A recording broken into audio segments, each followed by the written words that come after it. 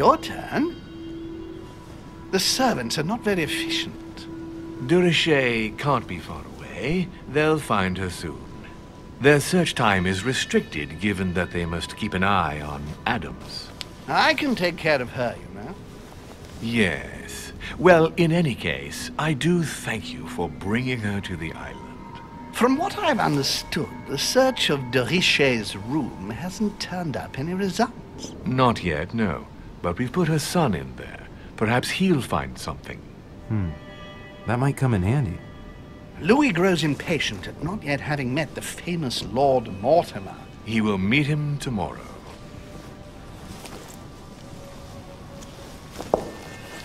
Oh, what a pity to lose a knight at the start of the game.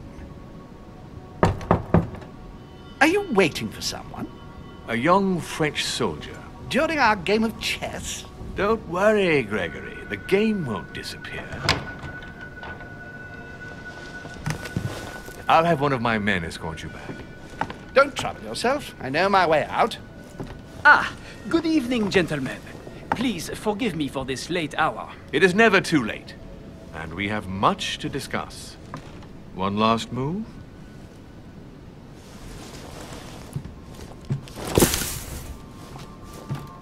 Don't worry. Our games always seem to end like this. Or always start like this.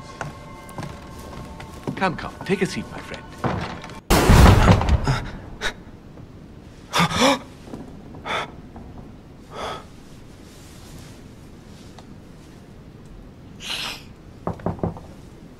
I'm coming.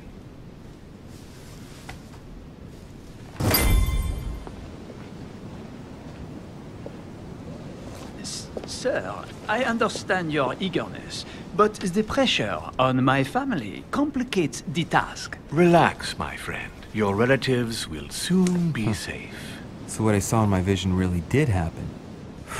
Well, I hope I haven't missed anything important. I thank you so much. Don't mention it.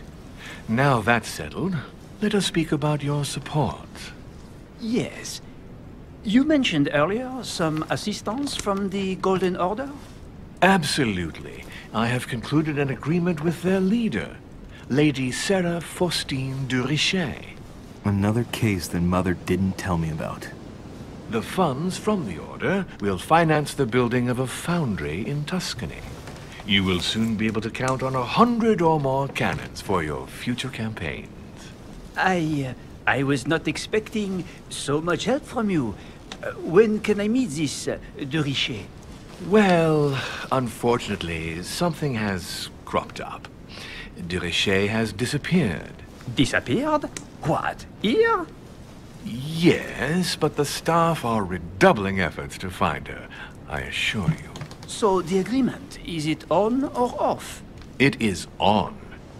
Her right-hand man has just arrived here to help us find her. And it is none other than her son, Louis Maurice Durichet. I wager he will ensure his mother's commitments are met. Louis. Not an easy name to live with in these times. Of course. But from now on, you will deal with him. This man, it can only be Mortimer. Very well. I will seek him out. Merde.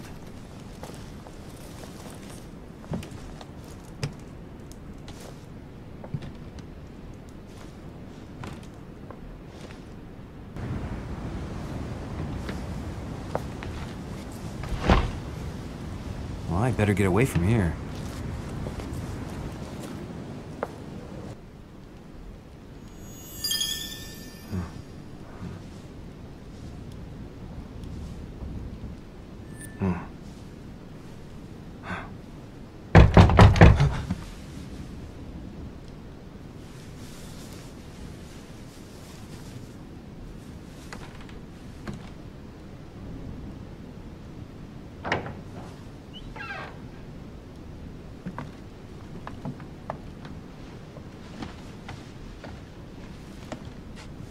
Lord Mortimer? Monsieur Durichet, at last we meet.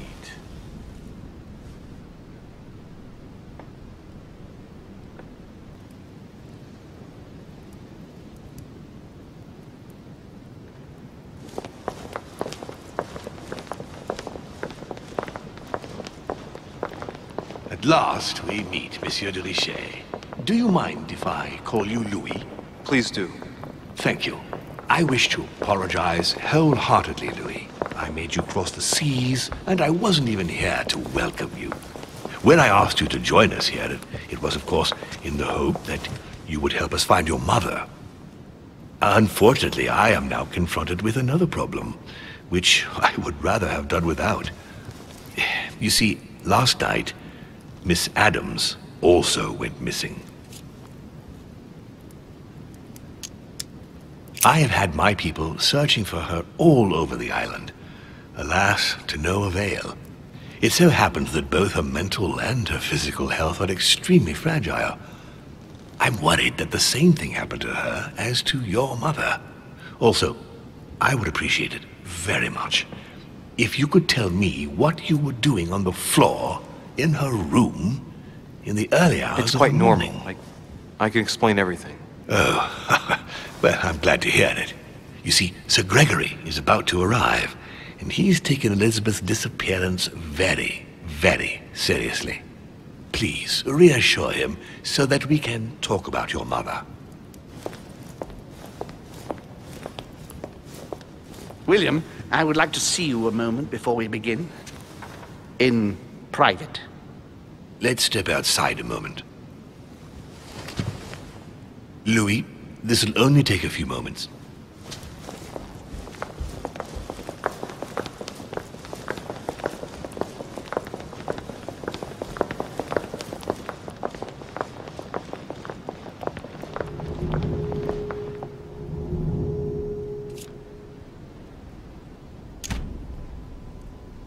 Better not make myself look more suspicious than I already do.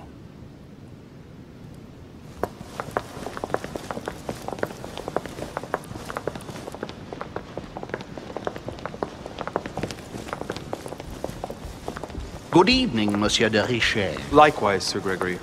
Well then, let us begin. Gregory, Louis told me we needn't be concerned. Of course. Monsieur de Richet, the situation seems to escape your grasp, so I won't beat about the bush. Did you kill Elizabeth Adams? What are you talking about? I only helped her. We talked and she wanted to leave. I imagine that's what she did, right? We have found no trace of her leaving, monsieur. So allow me to have my doubts. Nor have we found any reason to believe that Louis is lying. We must remain calm, Gregory. We have found no evidence that would suggest that Elizabeth has been murdered. For the time being, she has only disappeared. Let's stick to the facts, if you please. Well, where is she then? She's probably gone back home.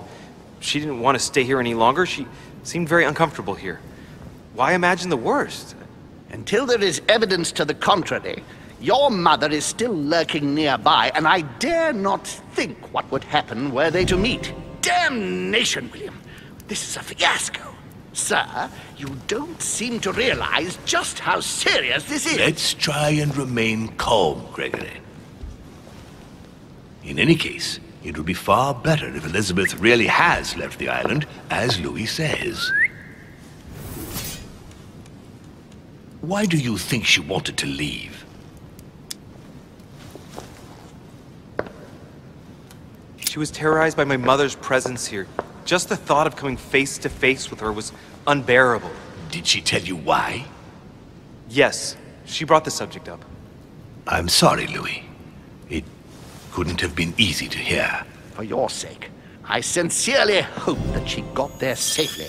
Monsieur de Richet, I apologize if my words seemed a little abrupt. I dare not think what would happen if Elizabeth came across your mother on the island. Your generosity may well cost you dearly. I understand, my lord. I certainly regret it. You don't need us for any of this. So come along, Monsieur Peru. We are leaving.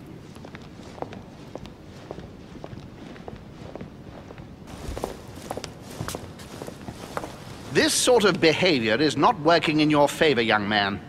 Gregory, Louis told me we needn't be concerned. Of course. Monsieur de Richet, The situation seems to escape your grasp, so I won't beat about the bush. Did you kill Elizabeth Adams?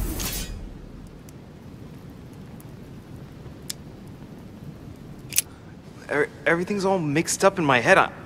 I'm sorry. Look, we had a few drinks, and I think I remember putting laudanum in the wine, and I started getting dizzy. I don't remember anything about last night. I don't think you could have provided a worse answer to that question. We must remain calm, Gregory. We have found no evidence that would suggest that Elizabeth has been murdered. For the time being, she has only disappeared. Let's stick to the facts, if you please. Well, where is she then?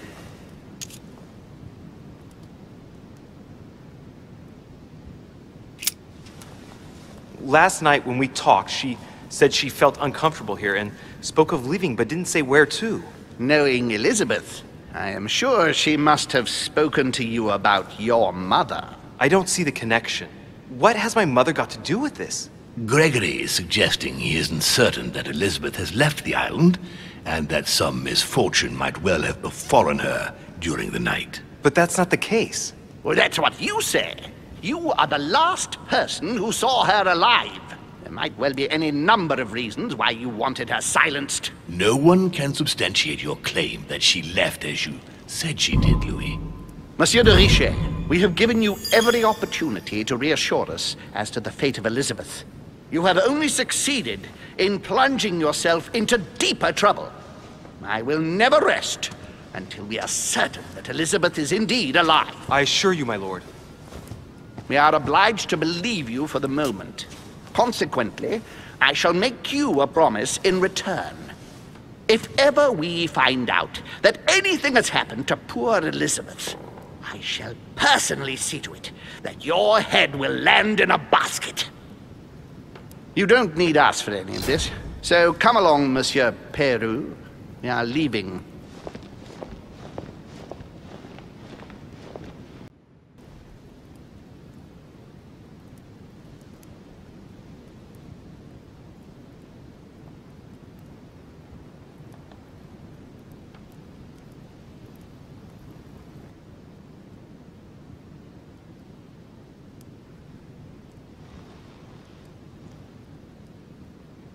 Is there nothing you want to say, Louis?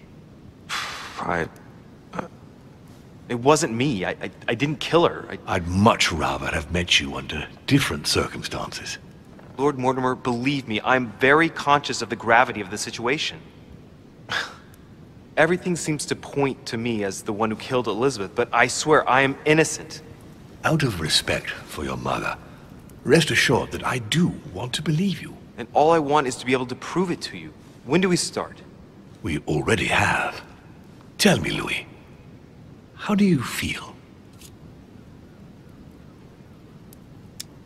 I feel like a rat trapped in a maze.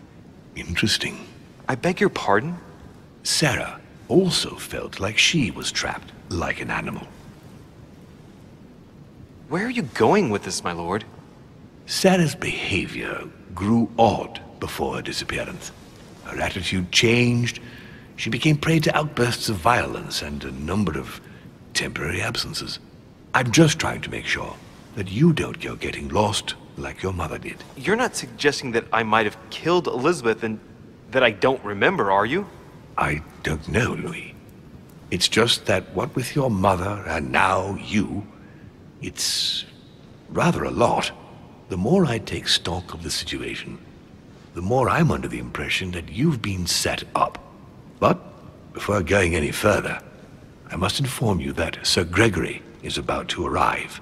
He is coming to question you about the murder of poor Elizabeth, whom he was very fond of.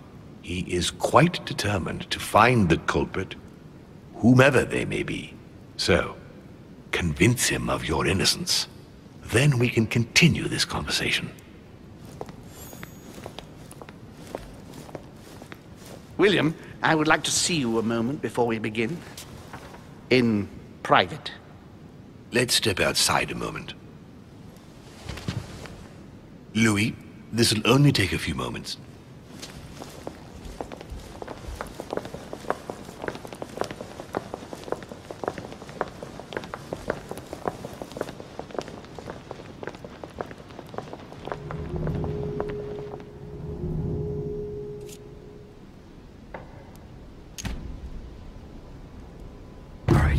Let's take this chance to look around.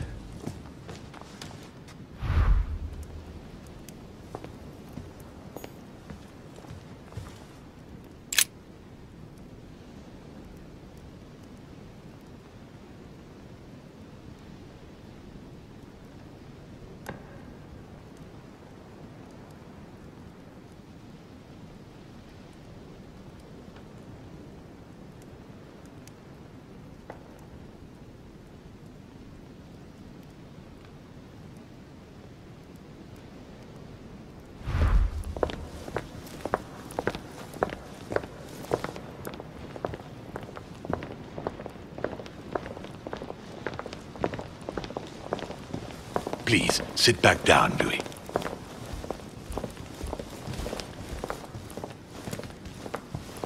This sort of behavior is not working in your favor, young man. Monsieur de Richet, you were found standing over Miss Adams' body. We must shed some light on your responsibility in this tragedy.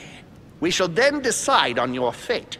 But you must know that if you do not convince us of your innocence, it will cost you dearly.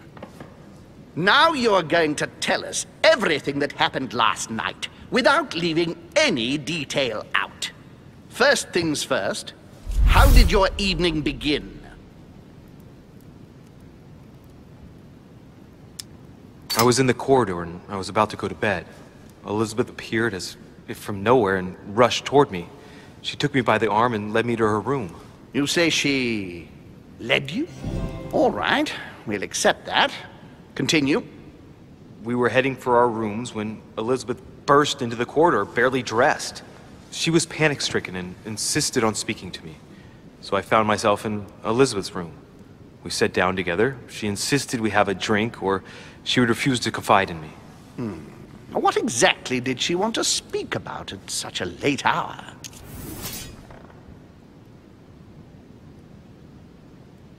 She was panicked. She claimed she had just seen my mother on the island. Did she say where she saw her? I seem to remember something about cliffs. Let us continue. And what happened next? Then she told me she had poured laudanum in my glass. The next minute I was on the floor. When I woke up, she was lying in a pool of blood. That is all you had to say? You expect us to believe that you have no idea what happened to her? Yes, because I'm telling you the truth. How can you possibly expect us to believe you? Gregory, we must consider every possibility.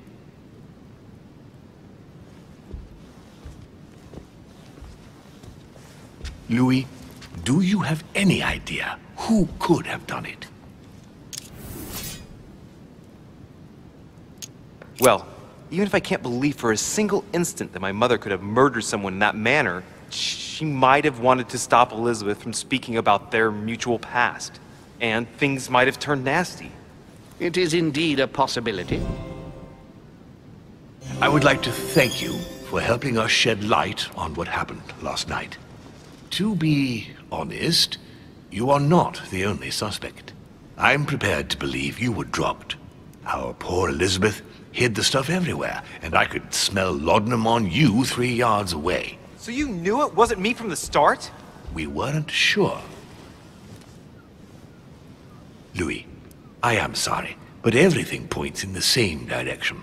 I only know one person on this island who might have had a big enough grudge against Elizabeth, who has no alibi, and whose behavior is, well, suspect.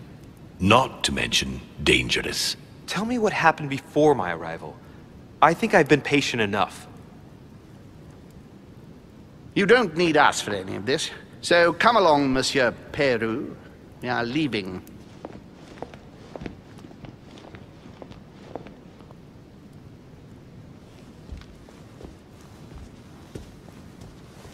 Louis, do you have any idea who could have done it?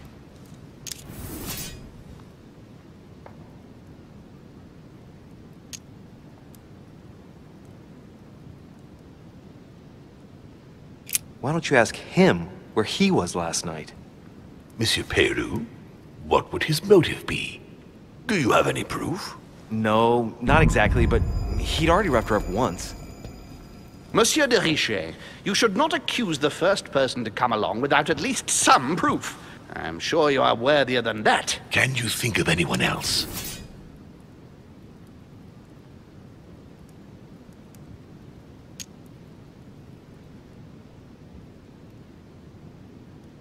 Maybe Mr. Washington. But of course! And what would his motive be? I believe he thought Elizabeth was stillborn. Washington could have been trying to protect the secret of his vice president, Elizabeth's father. Sorry, Louis, but it so happened that Mr. Washington spent most of the time with Duchess Hillsborough. She confirmed it. Let's finish this, William. I don't rightly know how we can give the benefit of the doubt to an individual who can manipulate the truth to absurdity. Louis, unfortunately, you haven't managed to convince us.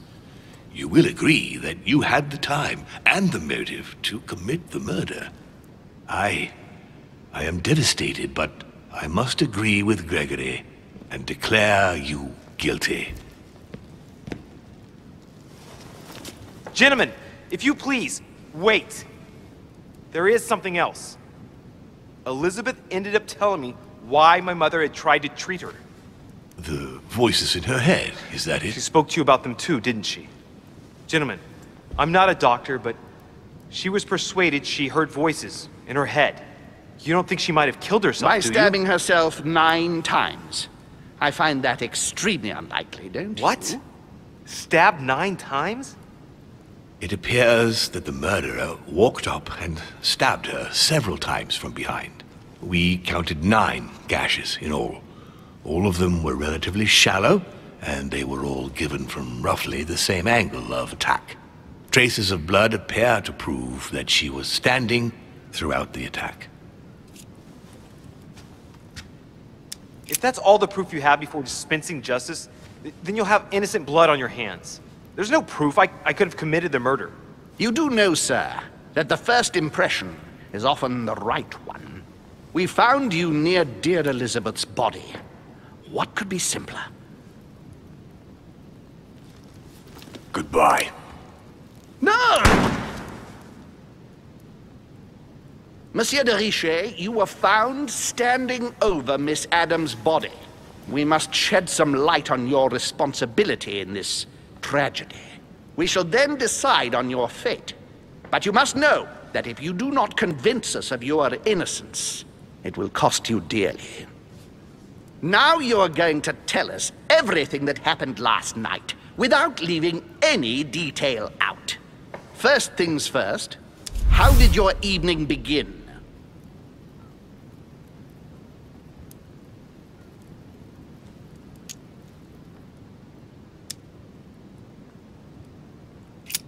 Duchess Hillsborough and I were returning to our rooms when Elizabeth came upon us. Oh, so you were with the Duchess? Yes, we were talking. We were walking up the stairs, and it was late.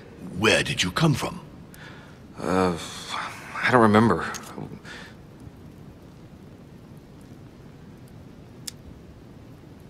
I think we came from the Grand Hall. Oh, isn't that surprising? Do continue. We were heading for our rooms when Elizabeth burst into the corridor, barely dressed. She was panic-stricken and insisted on speaking to me. So I found myself in Elizabeth's room. We sat down together. She insisted we have a drink, or she would refuse to confide in me. What exactly did she want to speak about at such a late hour?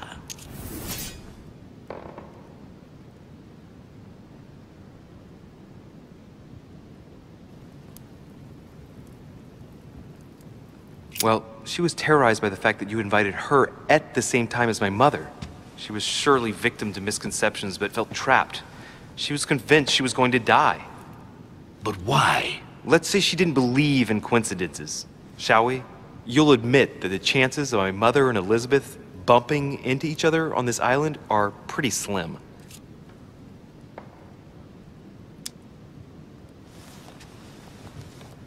Sorry if I'm putting my nose where it doesn't belong, my lord, but why did you invite them at the same time? Elizabeth spoke to you about her past. She came here so you could help her fight her demons. She must have told you about her encounters with my mother. Remember, Louis, I was not the one who invited dear Elizabeth. Indeed, it was me. And you seem to forget it was you that we found right next to poor Elizabeth's body. You had better start proving your innocence rather than trying to cast doubts on William here. Let's finish this, William. I don't rightly know how we can give the benefit of the doubt to an individual who can manipulate the truth to absurdity. Louis, unfortunately, you haven't managed to convince us. You will agree that you had the time and the motive to commit the murder. I am devastated, but I must agree with Gregory and declare you guilty. Gentlemen, if you please, wait. There is something else. Elizabeth ended up telling me why my mother had tried to treat her. The voices in her head, is that it? She spoke to you about them too, didn't she? Gentlemen, I'm not a doctor, but she was persuaded she heard voices in her head. You don't think she might have killed herself, By do you? stabbing herself 9 times. I find that extremely unlikely, don't you? What? Stabbed 9 times? It appears that the murderer walked up and stabbed her several times from behind. We counted 9 gashes in all. All of them were relatively shallow, and they were all given from roughly the same angle of attack. Traces of blood appear to prove that she was standing throughout the attack.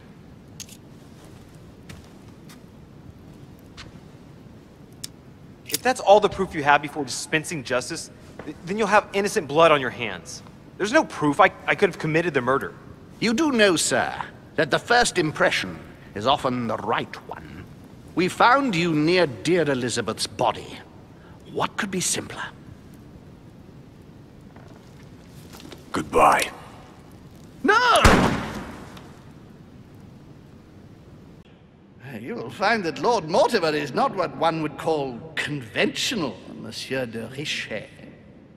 I do apologize for being late. I was obliged to clear up some urgent business.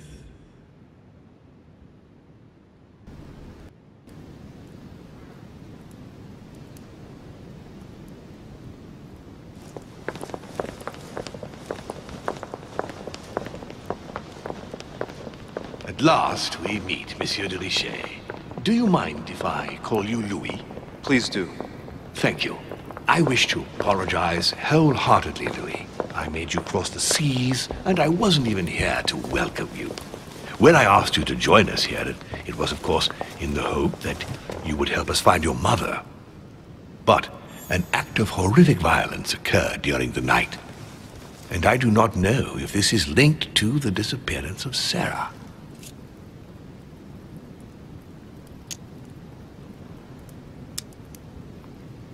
If there's a possible link to my mother, I hope you'll let me know. In the early hours of the morning, Elizabeth Adams was found dead in her room, savagely mutilated with a knife. I'll get straight to the point, Louis. According to the initial elements at my disposal, you were the last person to see her alive. Yes, last night we, Do you suspect me? I want you to tell me everything that happened last night and leave nothing out. Tell me, how did the evening begin?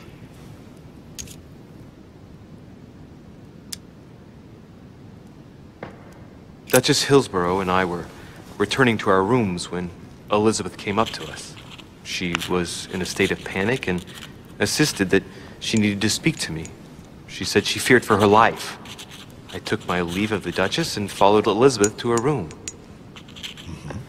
Continue. She insisted we have a drink, without which she refused to confide anything. What exactly did she want to speak about? She claimed she saw my mother the previous evening on the cliff, if I remember correctly. Interesting. I will send someone as soon as possible. But do go on. I refused to go on drinking with her.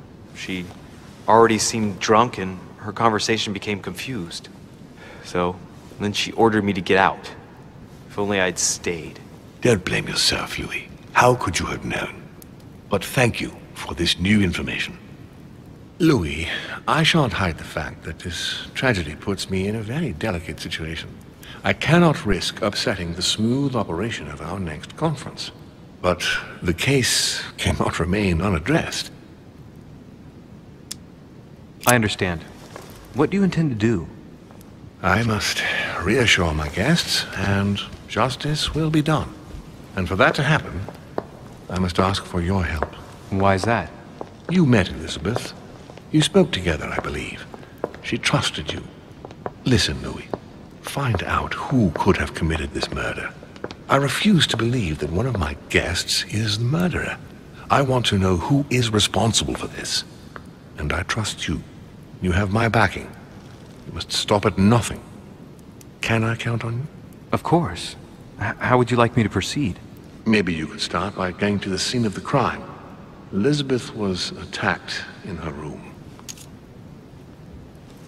Do you have any suspects in mind, my lord? I spent most of the night talking with Sir Gregory and His Eminence Piaggi. So I think you can remove them from the list of suspects. Monsieur Bonaparte and President Washington left the party after midnight, I believe.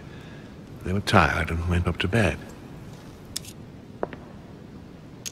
Can you tell me anything else about what happened? Now, Louis, I wouldn't want to influence you. Get over there and form your own opinion. Right. I'll get over there immediately. Thank you, Louis.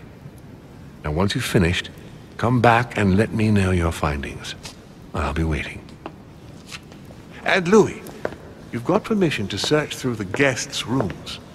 They've all been notified and they agree.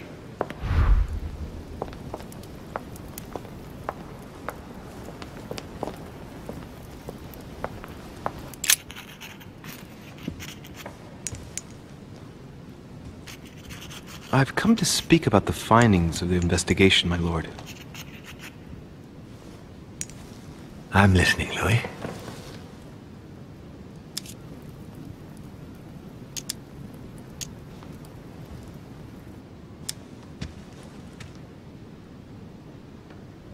I'm sorry, my lord, but I don't have any evidence conclusive enough to allow me to name the culprit with certitude. Really? I see. Well, that's your decision, Louis, and I accept it. Given the distinguished guests and the sensitive political issues involved at the conference, I trust you'll leave me to conclude the case in my own way.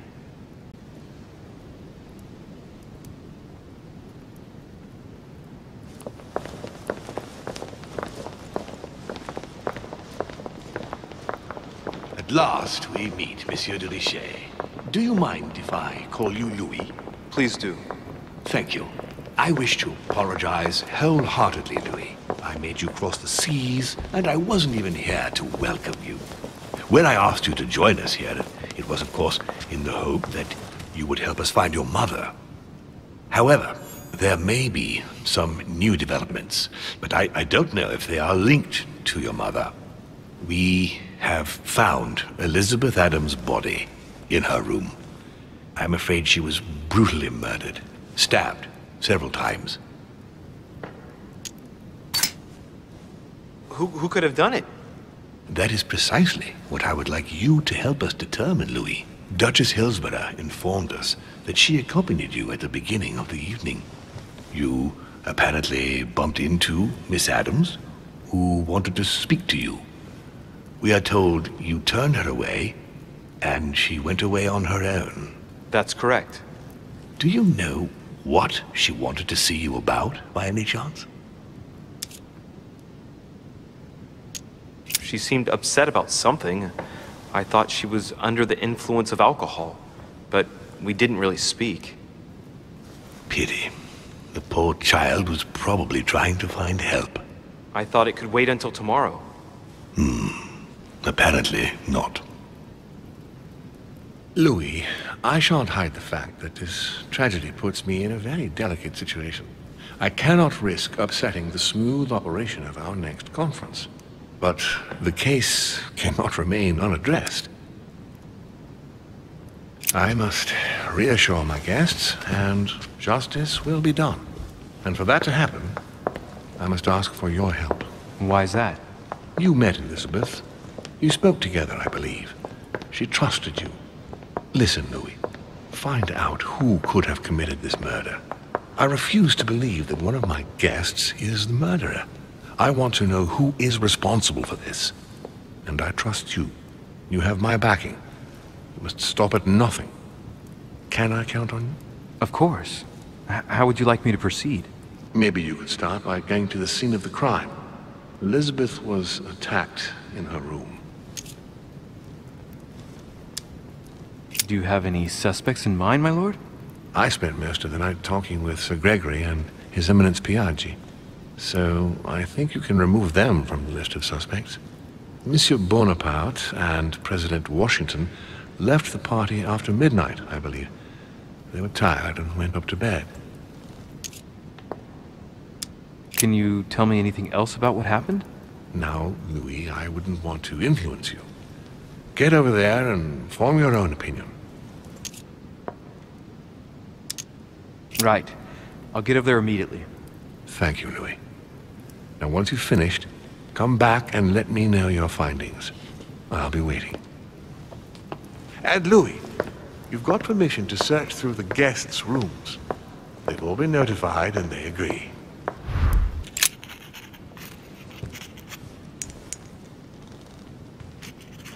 I've come to speak about the findings of the investigation, my lord. I'm listening, Louis.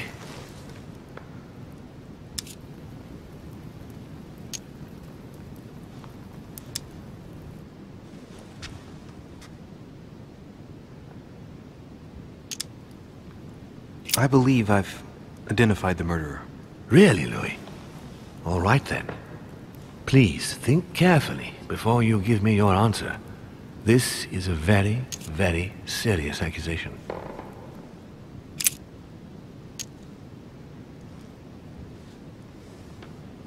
From what I've found out, I believe that my mother is the culprit. Even though I find it hard to accept. Sarah? But why her? I found out that there was a long history between Elizabeth and my mother. She had been her personal doctor and had tortured her throughout her childhood. Ah, and so she could have tried to silence Elizabeth so the truth wouldn't get out and damage her reputation. Well, it's possible. Have you anything else? I found a piece of fabric that appears to have belonged to her and proves she was present at the scene of the crime. Interesting. Anything else? The print left on the knife near the body was left by a slender hand, without a doubt the hand of a woman. And there aren't many female guests. I see. Anything else, Louis? I think that there's more than enough evidence here. Indeed, it's very worrying. Everything seems to indicate that your mother is responsible for Elizabeth's murder. Given the distinguished guests and the political issues involved at the conference, I trust you'll leave me to conclude the case in my own way. Now that we've examined the question from all sides, maybe you could explain to me why you asked me here, my lord. Right. It's time we spoke about your mother, Louis.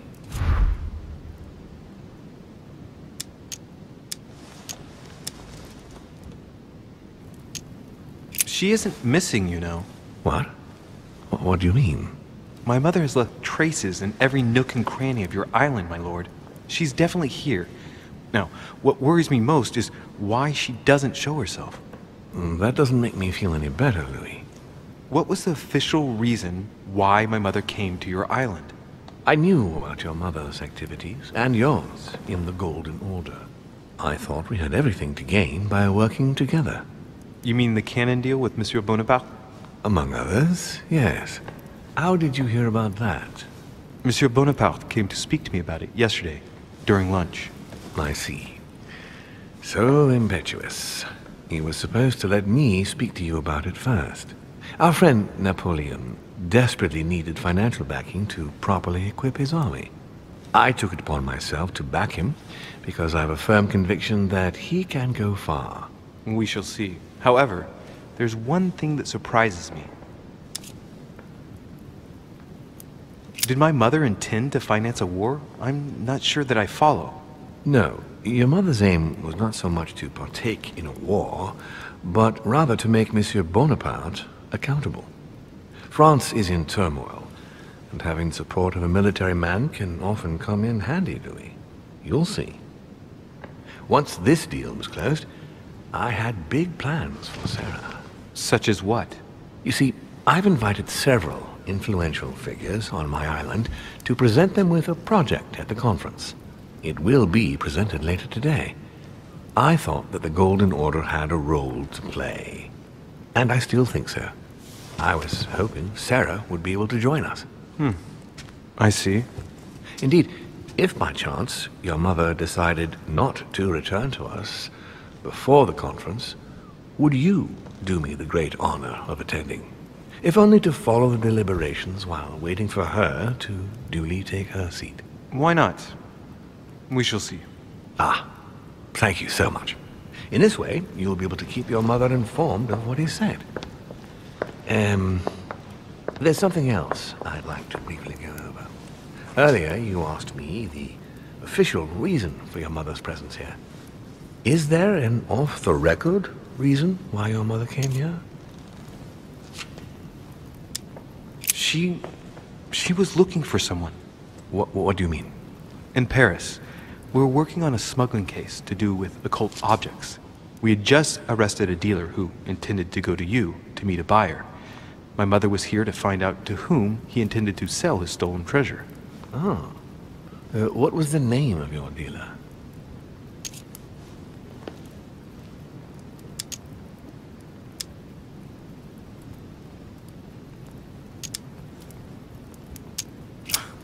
I can't remember exactly. Something or other. Von Wollner? No, not your friend, Mr. Von Wollner. There's something I still don't get. In your opinion, why would your mother remain in hiding over several weeks?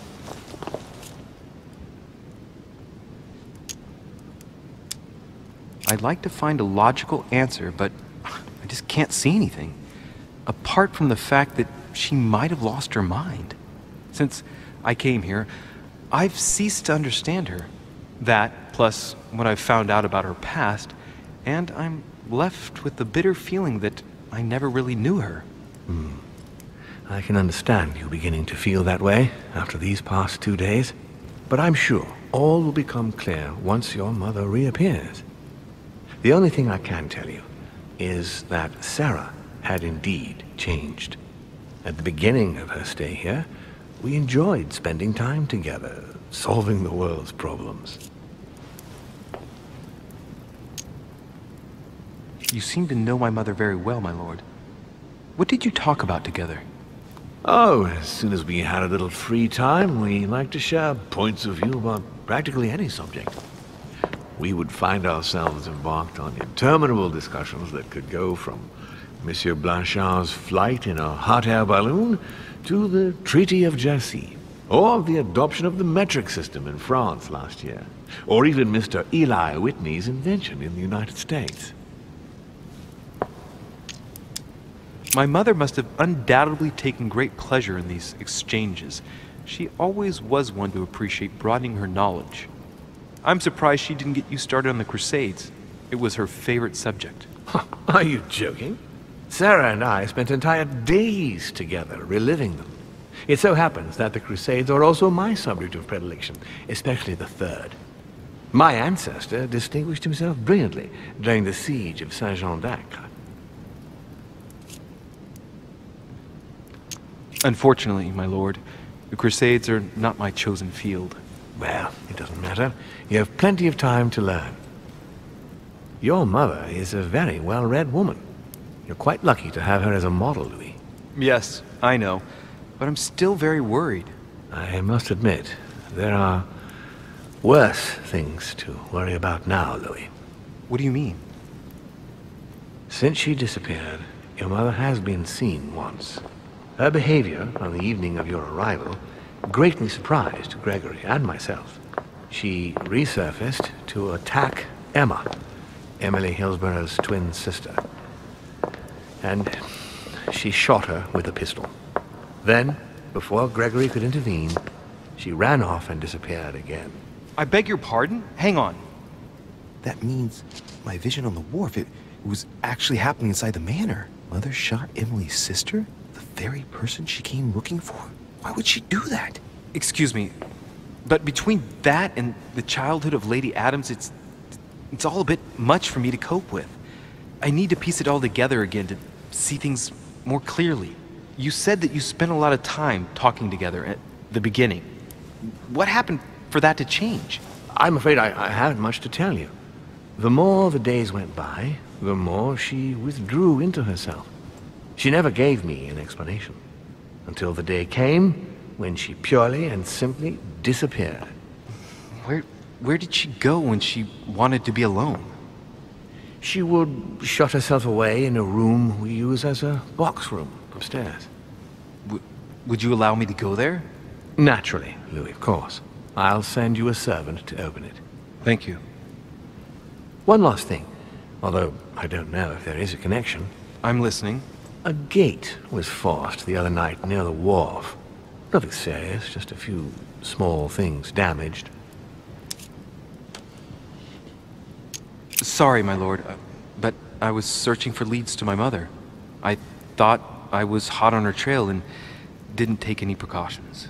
Well, you could have reported it to a servant. But never mind. I shall put it down to your ardor and anxiety.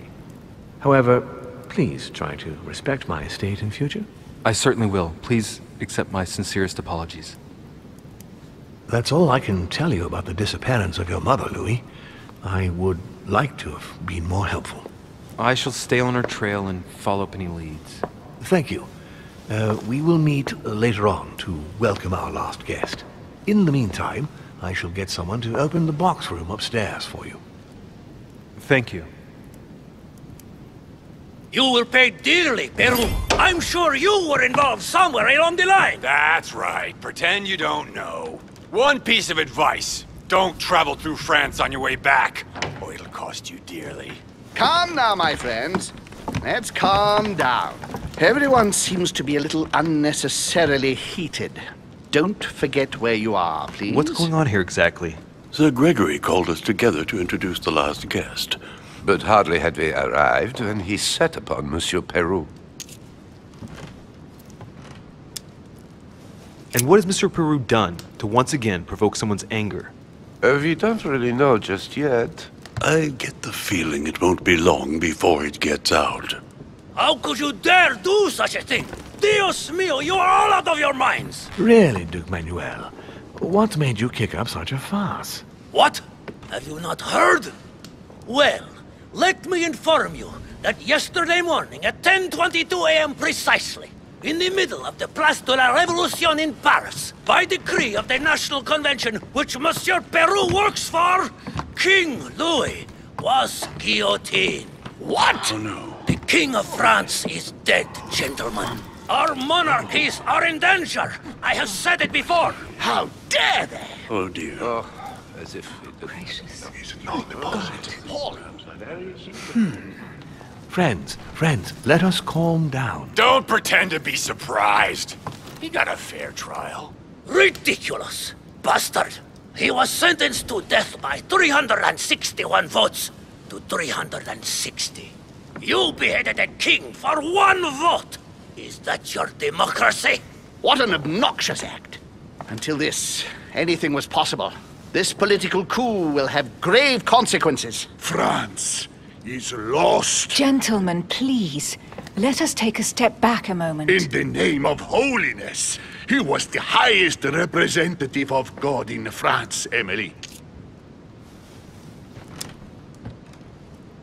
Gentlemen, Duchess, we're all among people of reputable company here.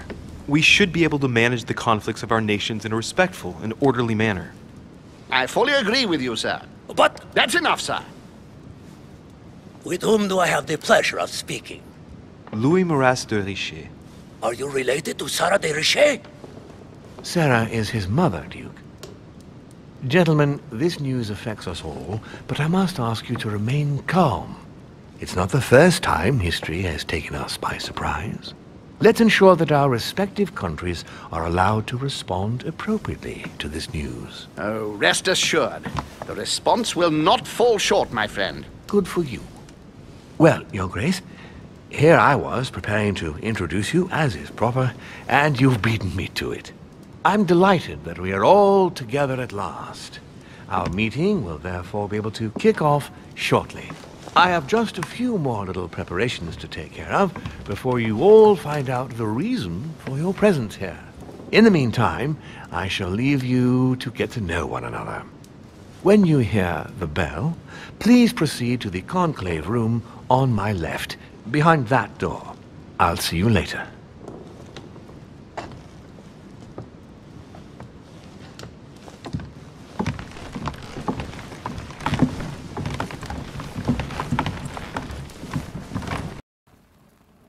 The only thing I can tell you is that Sarah had indeed changed. In your opinion, why would your mother remain in hiding over several weeks?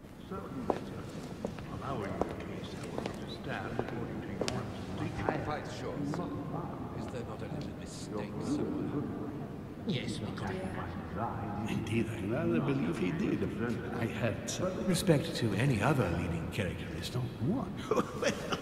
totally wrong, I assure you. I have suspected it for some time. That does seem as if...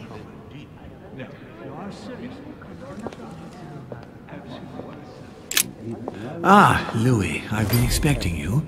Thank you for joining us. We are about to begin our conference. Let me explain what is at stake. Thank you kindly, but what do you expect of me exactly?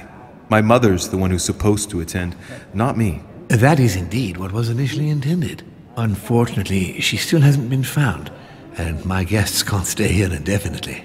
The conference must begin, and it would be truly beneficial to the Order to join in the project. Consequently, I would like you to replace her during her absence. What is at stake here is of the utmost importance. It's important that the French Order gets their say. And should you need any advice, don't worry. You are not alone, Louis. Very well. Can you give me a brief explanation of the aim of it all? Of course, Louis, I was coming to that. The aim of these meetings is to bring together the most influential people in order to think together about the future. But the future of who? Of the world, Louis. Our desire is to steer the destiny of our respective countries for the good of all, and to no longer suffer the random hazards of history. In concrete terms, how do you organize your discussions? A conference is always organized the same way. There are two masters of ceremony who determine an important subject. You and Sir Gregory, I presume. Exactly. We shall be the masters of ceremony. It was our obligation to each bring to the table several guests in order to debate a subject. Once the debate is closed, a decision will be made by a vote of all the participants. By a unanimous vote. If the project is not agreed on by all, then it will be rejected. And neither of the two masters of ceremony have the right to vote. It's up to the guests alone to decide, Louis. In other words, us. Gregory and myself are merely the go-betweens. Finally, if the project is validated, each guest goes home and starts working to make it happen. It can take years.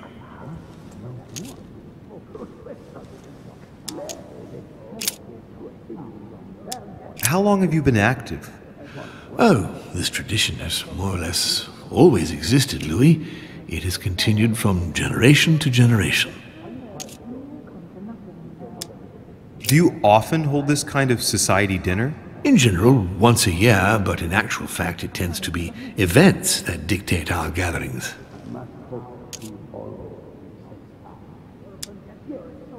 Can you give me an example of an event that was decided here before being implemented in the outside world? Well, take the French Revolution. It was decided right here 2 years before its implementation in France. Concerning the case of the French Revolution, I wasn't invited. But as far as the American Revolution is concerned, Louis, I can testify that we planned it 5 years before implementing it, for example.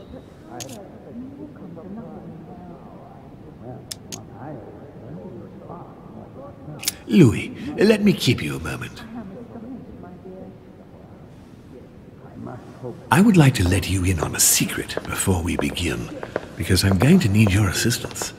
You see, the project I'm going to present concerns the territory of Louisiana in North America.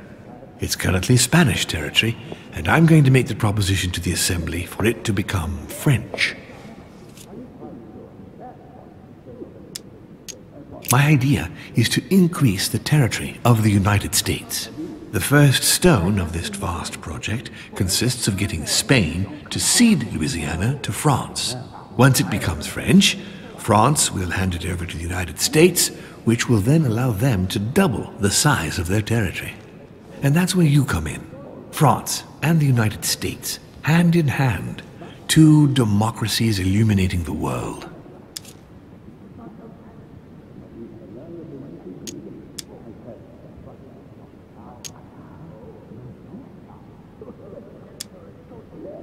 I understand, but what do you expect of me? I want the Order's support.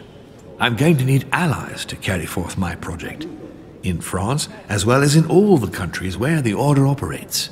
The concept of royalties from bygone times. It is time to lead the way to democracy. Take a look at them. Apart from President Washington, they all belong to monarchies. Do you really think they won't resist? Of course they'll fight. Fearful as they are of losing their precious privileges. But the world needs visionaries. Like you. Like your mother. It's a pity Sarah isn't here to see it. She only knew about a tiny part of the project. I hope I can count on you, Louis. It's time to start now. I must ask you to keep it to yourself for the time being. Take a seat. Follow the discussions. We'll have an opportunity to catch up later, and you'll be able to let me know your thoughts.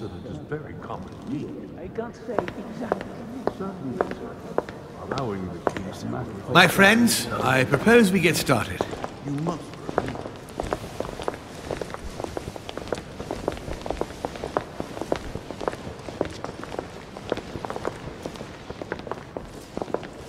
First of all, I would like to thank you for taking the time to come.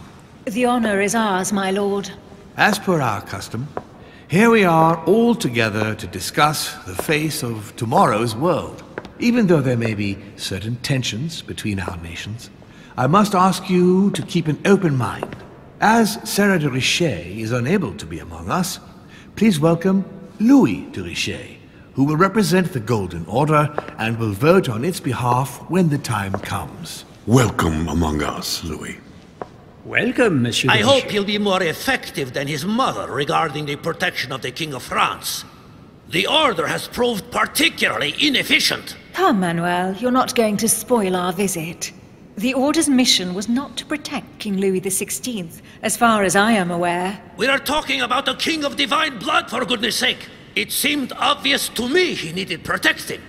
If the Golden Order wants to pride itself on being an influential organization, it should have kept him alive.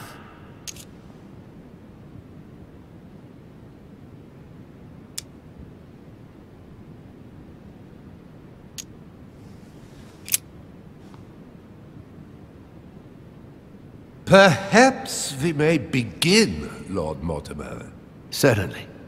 I have a dream that our nations will continue to support each other, more now than ever before. A dream that, for the sake of common good, we will do what it takes to ensure stability in the modern world.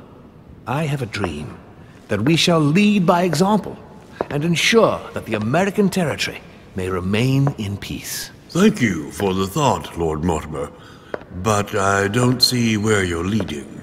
I'm coming to it, Mr. President. I need not remind you that North America is currently divided between the United States on the east coast and Spain, which occupies the remaining 2/3 of the continent. Well, I propose that Spain cede the center of the continent to France, namely all of Louisiana. Louisiana? But, well, it is not for sale. Lord Mortimer, I sincerely hope I have not come all this way just to hear you ramble on about what Spain should and should not do. When we went to all the trouble of gaining the territory a few years ago, it was not just to lose it today. Have I made myself clear? What did I tell you, William? You speak of union, and yet here you are, about to tear us apart. Duke Manuel, I perfectly understand you. But rest assured, you will soon adore my proposition. You shall see. Well, since you give me the choice, my good fellow, allow me to doubt it. However, I am impatient to hear what Spain could possibly gain from the sale of Louisiana. I never spoke of a sale, my good fellow. What? But I do not understand. There is one more territory left to conquer, if I'm not mistaken, in the northwest. It is, of course, occupied by your notorious Indians, but... We shall soon be rid of the savages, so that is not the question.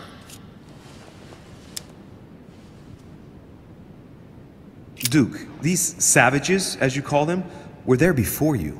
They are on their homeland. As much as the black people of Africa, Monsieur de Richet. That does not stop your dear France from massacring them and sending them like cattle to Mr. Washington's cotton plantations to provide him with cheap labor. So you keep your morals to yourself, if you please. Senor, I would not like to be associated with that.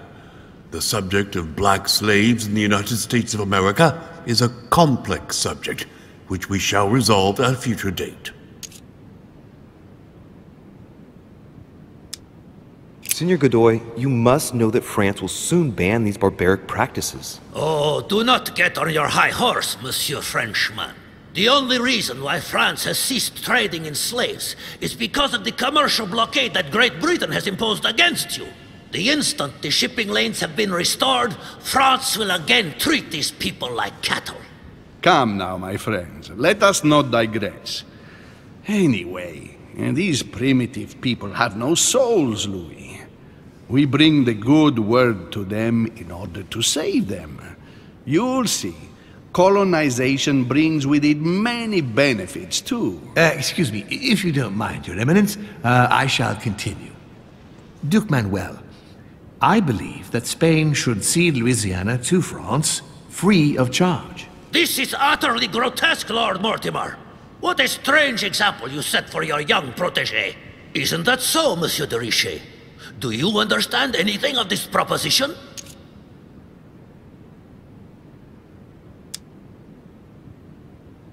If I were you, Senor Godoy, I would think twice before stirring up a scandal. I beg your pardon? Given the size of your colonies, you won't be able to keep them for long. A number of countries are eyeing them as we speak. The United States would have no trouble taking them. For all intents and purposes, you have no army in place. By wanting to keep everything, you risk losing it all, especially your colonies in South America, which are far more valuable to you. That is indeed the danger, Duke Manuel. If it comes to war over Louisiana, you will lose. And probably a good deal more than you now imagine. Young man, you are indeed a dark horse, aren't you? I must say, William, I find your project mostly disfavors me. I thought you were my friend. And I am, Mr. President. That is why I'm doing everything in my power to calm your expansionist fervor. France, in Louisiana, should persuade you not to attempt anything to take the territory by force. Louisiana is a vast wetland where you would needlessly lose most of your troops. It would weaken you and offer certain nations the perfect opportunity to take back your famous United States. I am protecting you from yourself, George. Trust me. I understand. But with friends like you, sir, I certainly don't need any more enemies. I hope you know what you're doing.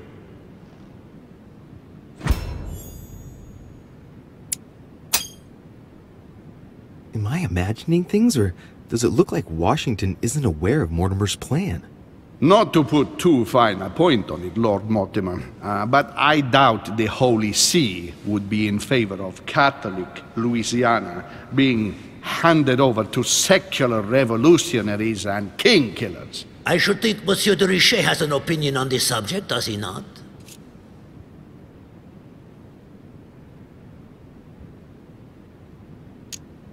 On the maps of Italy I saw in Mortimer's secret study, he had anticipated movements of troops across Italy. I wouldn't be surprised if he's planning an invasion of Italy by France, and if I push the notion a bit further, I can well imagine that Bonaparte's cannons, financed by the Order, will be used for that purpose. The noose is tightening around poor Piaggi's neck without him even realizing it. I don't know if I'm the best person to speak about that, Your Eminence.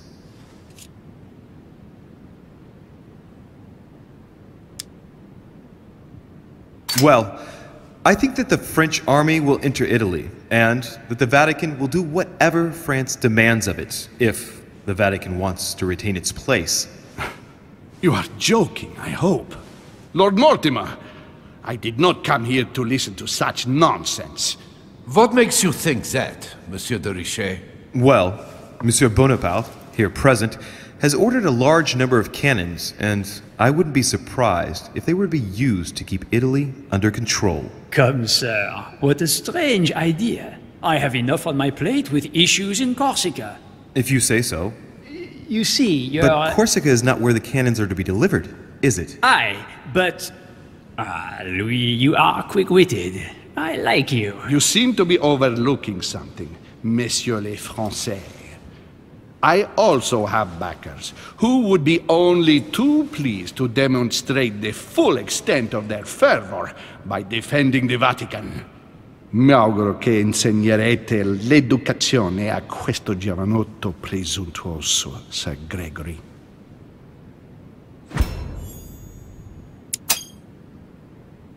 I hope that you will teach this pretentious young man some manners, Sir Gregory. It looks like I won't be just making friends here.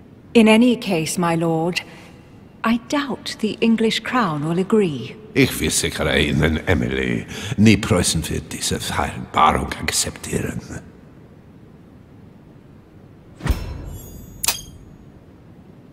I assure you, Emily, the Prussian will never accept this agreement. Volner looks like he's set on ruining Mortimer's plan. Duchess, I am persuaded that we shall find a common ground. That's enough, William. These are grave times. We don't care about the fate of Louisiana. That worthless expanse of putrid swamps interests no one but yourself. Speak for yourself, my friend. Hold on there, Mr. Royal Gigolo. Lower the volume, and let Sir Gregory finish.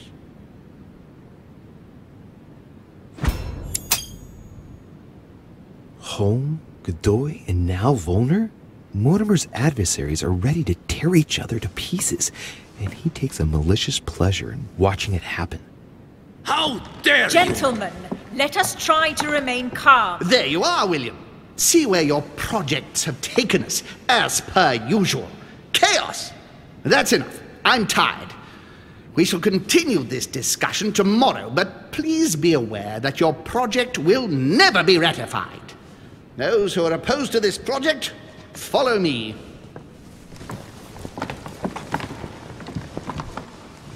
Are you coming with us, Monsieur de Richet? Come, Gregory, I think Louis would rather stay. Wouldn't you, Louis?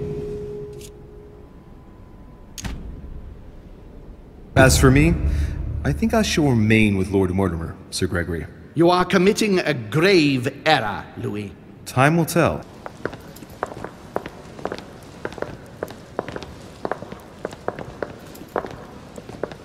My friends, I would like to thank you for staying. Good God, William. What is this I hear about you reinforcing military power in Louisiana? I have no interest in having France for a neighbor, and you know that very well. Calm down, George. Louis, explain our plan to Mr. Washington, please.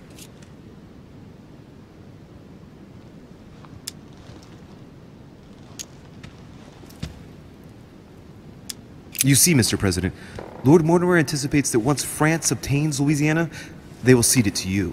What do you mean? To us? The United States? You heard right. But President Washington, the United States will double in size. By what miracle have you... You need to expand, George. You and France are the two major democracies in the modern world. It is necessary that you both become superpowers. Are you really going to sponsor democracy throughout the world? Of course, Monsieur Peru. That's why I don't want Spain to get too attached to those wetlands. Please continue, Louis. Explain my vision to Mr. President.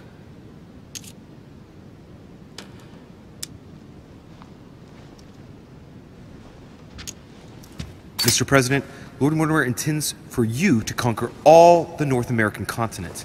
He's relying on you to not stop at Louisiana, but to continue to push west. Indeed, it would be dishonest to pretend that this is not my final objective. But why didn't you tell me before? So that Lord Mortimer would appear to be isolated without support. Exactly. You got it, Louis. Lord Mortimer retains the advantage by advancing undercover. And for it to work, he needed you to act surprised. William, you haven't changed. Always one step ahead. 1 step ahead? You're joking. More like 5. On that note, my friends, it's getting late. Mr. President, continue to take offense over my project when we resume the conference in the morning. You do it to a T. And if Sir Gregory has the audacity to send you an emissary to convince you to go against me, do me a favor. String him along if you can. The more they believe we are divided, the more we'll have our hands free. Only too happy to oblige. Now, let us get some rest. We've got a big day tomorrow. Good night, gentlemen. Good night. Louis, if you have a minute, I would like to ask a favor of you. I'm going to require your services. How can I be of help? Tell me all about it. Our adversaries are many, and the closing vote of the conference will soon be upon us. Time is of an essence, so I'll need you to assist me this evening. How can I help? I need you to go this very evening to persuade Signor Godoy to join us. He is the backbone of Gregory's resistance. Turn him round, and all the others will follow in such a stampede that Gregory will be able to do nothing but admit defeat. Lord Mortimer, with all due respect, don't you think I'm the last person Godoy wants to talk to? I'm sure you can do it. I believe in you. Lord Mortimer, you're not telling me everything. Let's say I wouldn't disapprove if the Right Honorable, though nonetheless choleric, Duke Manuel put you in his bad books. If it could motivate him to declare war on France, it would greatly serve our interests. War? What do you mean? I told you before the conference. The more we distract Spain from the Americas, the less it will have an eye on Louisiana. But all the same, we're talking about a war in Europe. Don't worry. That's why Mr. Bonaparte is with us. I am convinced we'll be perfectly capable of managing the conflict. And Signor Godoy is not a great soldier. He will not commit Spain to a long war that he won't be capable of managing. I'll go straight away. Thank you, my boy. And get some rest afterwards. Big day tomorrow.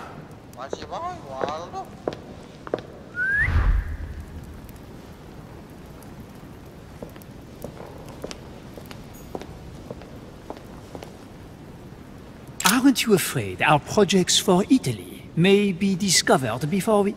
Oh, please excuse us, Louis, but I need to speak with Lord Mortimer in private. No. What do you want, Louis?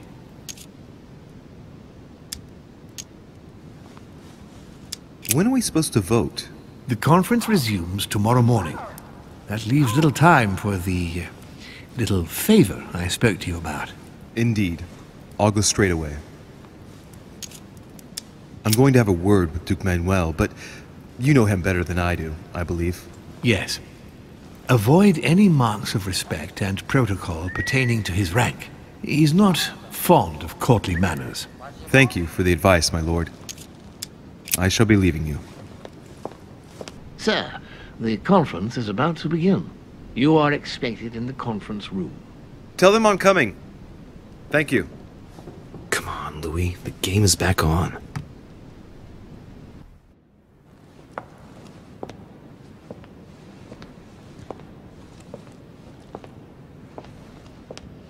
My friends, the conference is about to begin. Please excuse me if I troubled you last night with my project. I understand that you might well have a few questions to ask. As you know, the final vote will be cast in a few days. This morning's aim is to answer your questions and check the temperature of your respective positions so that we may reach a greater understanding. As always, Lord Mortimer. We parted in perfect disagreement, my lord. Where would you like us to take it from? Come, sir. Please let William believe he still has a chance of winning us over. Otherwise, his imprecations will lack panache, and we shall be bored stiff. Oh, let me reassure you, I am convinced that a good night's sleep has brought sound advice, and that this morning will be even more interesting. Therefore, I would like to go around the table in order to hear everyone's first impressions. Well, I am still firmly against it, even though my choice won't count. Against. Against. Against. And you, Duke Manuel? Well, you see, it is more complicated and Goodbye? Calm, Gregory. Don't try to impress my guests, please. They are not your guests. Gregory, anyone under my roof is by definition my guest. You included. I would be very grateful if you would let my guests speak. Duke Manuel, you were saying you still had some doubts? Well, you see, the situation has changed since last night. What's going on here, my Lord Duke? You see, I gave it some thought during the night. New arguments have come to light. After a discussion with Monsieur de Richet last night, I have decided that Spain will join the coalition against France and will go to war as soon as I get back. I am a man of conviction and of honor. And the way that Monsieur de Richet came to me to manipulate me into joining your side, Lord Mortimer, is unacceptable. Furthermore, I refuse categorically your project about Louisiana. You reap what you sow, William. I do not believe that Monsieur de Richet meant to upset you, but you have every right to react in this way. Well, as for me, I am for Lord Mortimer's project, despite Duchess Hillsborough's overwhelmingly convincing nocturnal attentions. What? So Emily was playing at trying to win over guests last night? It was nothing more than a friendly little chat, of course. How could it be otherwise? And by the way, remember me to your husband when you see him. And you, President Washington, what is your position? For, of course. Well, that leaves just yourself and Monsieur Peru, Louis. You're all making me sick. Look at yourselves. What? You are pathetic! Have you been drinking or what? There you are, quibbling away. My Lord Duke this, and Madame Duchess that. You know very well that we're nothing but puppets on a damn string. Jacques, really? Let's end the charade. It's over. Jacques. My lord, thank you for everything you've done for me over the years. But it didn't come for free. And now I see the price is too high to pay. I'll stop. Come, Jacques, we'll talk it over. No, I'm finished. I want my freedom back, my lord. I shall no longer work for you.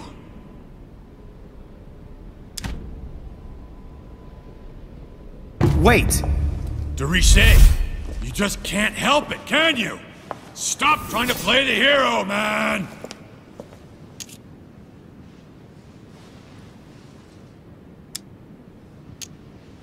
Monsieur, I know I don't really know you, but you seem like a decent person. I have done so many horrible things! You blame yourself, I can see that. Everything's not lost. I don't want to do bad things anymore. You can take control of yourself again. You can fix whatever it is you've done. Do you really believe that? Of course, Jacques. You'll have all the time you need.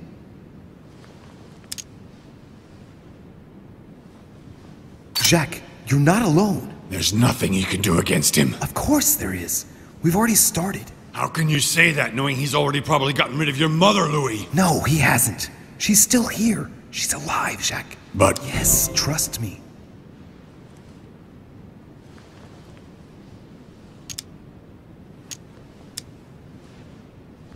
This is not who you are. You're better than that. You don't know me. Yes, I do. I know you're no coward, so give me your weapon, please. But There's nothing to fear. I'm right here. I don't want him to talk to me. Don't worry. You're safe now, Jacques.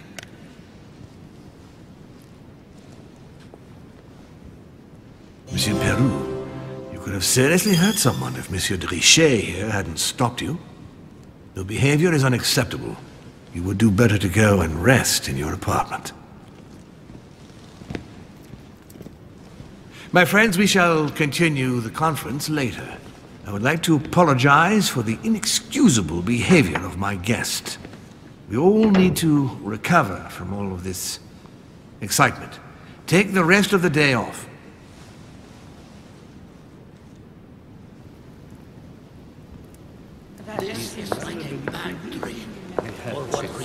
That makes no sense at I all. don't understand. I spoke to him only recently. Monsieur Peru has lost his mind. It's obvious. Yet another way for the French to make a spectacle of themselves. Well, once again, it has worked. My friends, let us settle down, please.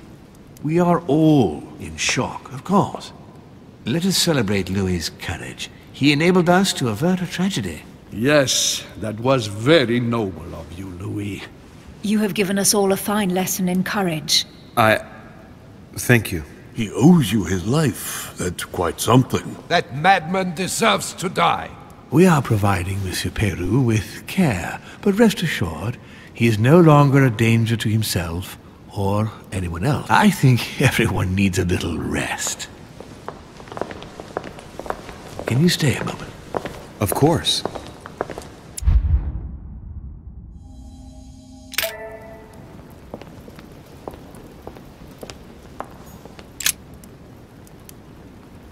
Louis, I wanted to thank you personally. I admire what you did to save Monsieur Peru's life. You have given us all a wonderful lesson in courage. Don't mention it, my lord. You would have done the same. I was just quicker. Humility is a fine quality, sir. Where is he now? In his room. I've sedated him. I don't want him trying to take his life again. Or, worse yet, attacking one of the guests. When in despair, Monsieur Peru is clearly a dangerous man.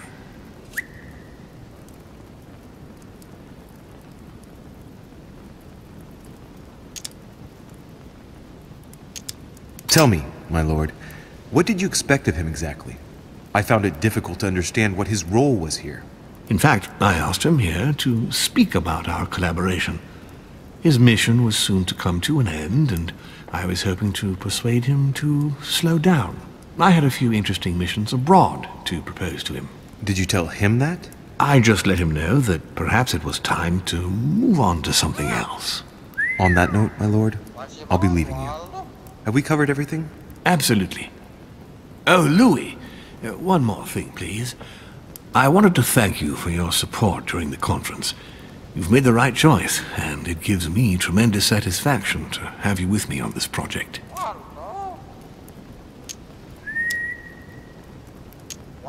And much good may it do you, my lord. But look at the voters. It needs to be unanimous. And we just lost Peru. The battle is already lost, if you ask me. Trust me, Louis. We still have a few more cards to play. You'll see. Anything can happen in politics. I'll see you later, my lord.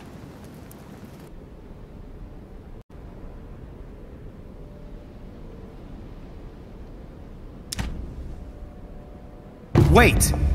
De Richet, you just can't help it, can you? Stop trying to play the hero, man!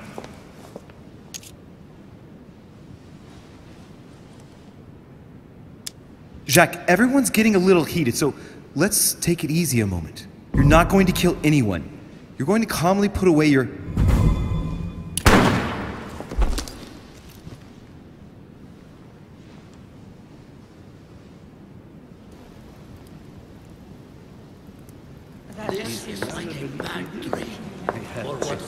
That makes no sense at I all. don't understand.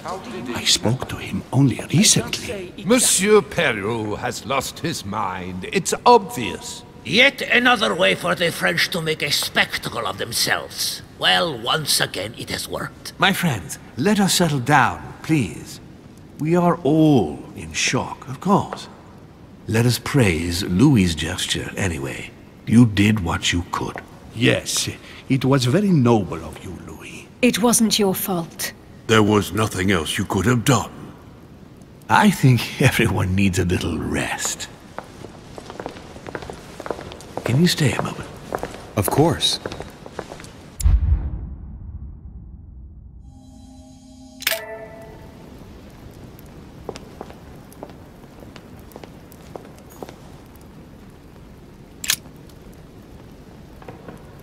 Louis, I wanted to talk to you a moment about what has happened.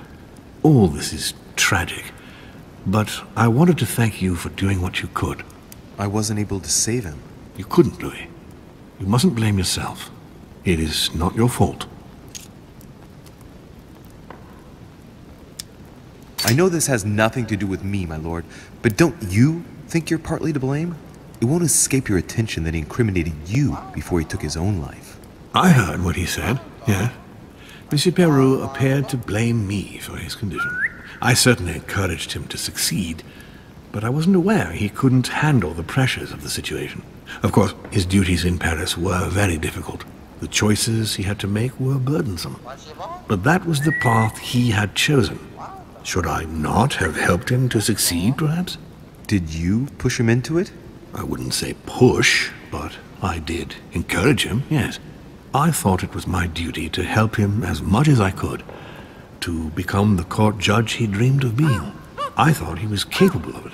It appears I was mistaken, unfortunately. What a pity he didn't come and speak to me. What a waste. What are your plans now? What do you mean? For the conference. After the disappearances of both Elizabeth Adams and my mother, and now the death of Mr. Perlu, I should imagine that your guests are all packing their bags. This might come as a bit of a shock to you, perhaps because it was so difficult to bring all these figures together. But I am convinced that none of them is preparing to leave.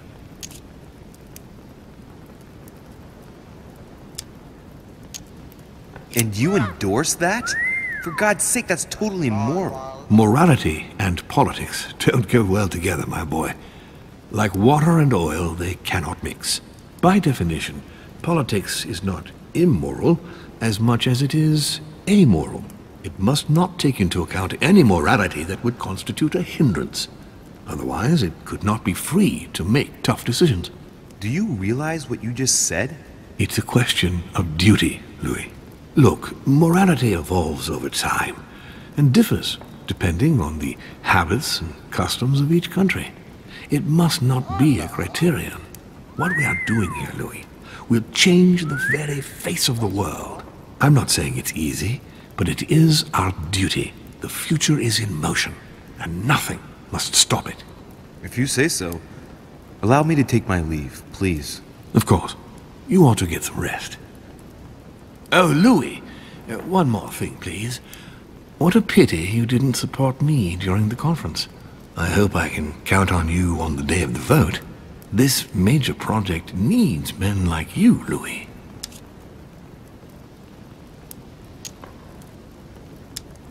And you never know, right? Maybe by then, I'll see things differently. Well, thank you for allowing me to believe in that possibility, Louis. From here on, I shall make it my mission to persuade you to change your vote. Be my guest. But I hope your arguments are very, very persuasive, because I'm not the only one who isn't on your side. Oh, rest assured, I am working on it. Very well, then. I'll see you later, my lord. Our desire is to steer the destiny of our respective countries for the good of all, and to no longer suffer the random hazards of history.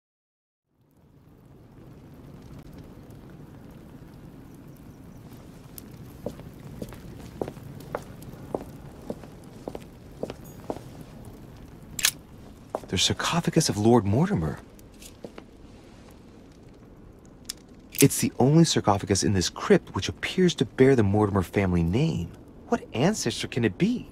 There's no inscription. Let's see what we can find here.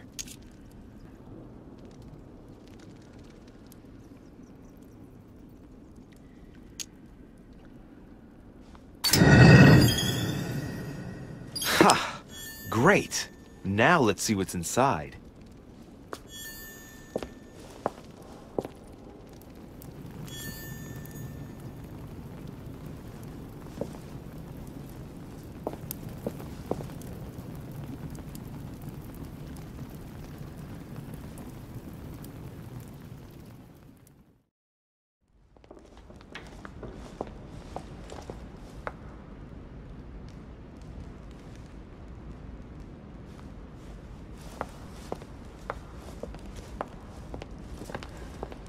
Ah, Louis. Perfect timing. As luck would have it. Come, my boy. I would like to have a word with you.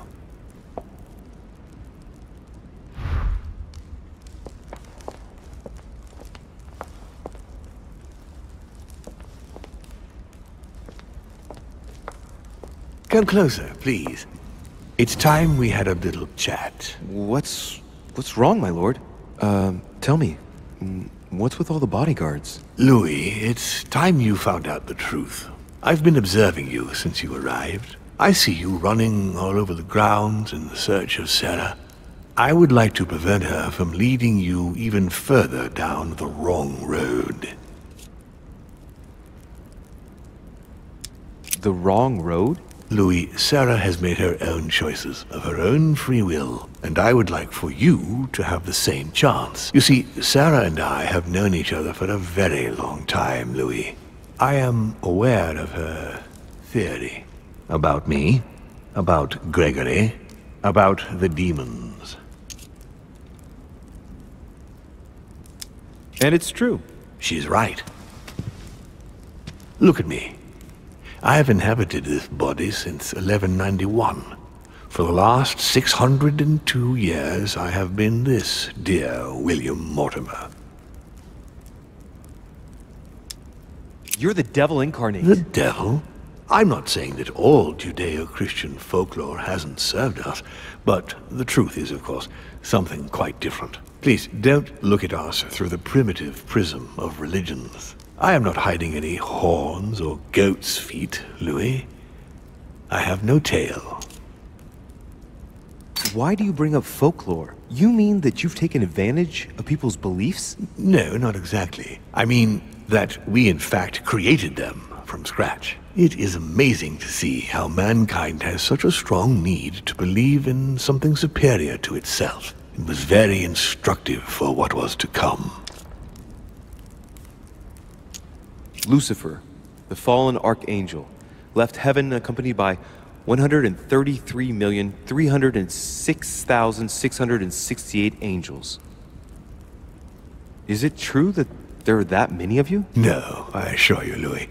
Forget your Bible class. It's ridiculous. We are not angels. We don't have wings. There is certainly nowhere near 1,000,000 of us. And for that matter, no sacred human text represents us correctly. There are several families, and the family to which I belong has 8 siblings, including Gregory and myself. Sir Gregory is your brother? Yes, what can I say? You can't choose your family. But it is very difficult to know exactly how many of us there are, because a large number of our kind remain hidden, or never reveal themselves even to us. You've been Mortimer for 600 years? How long have the demons been among mankind? Oh, I don't think I'd be lying if I said that we have always been here.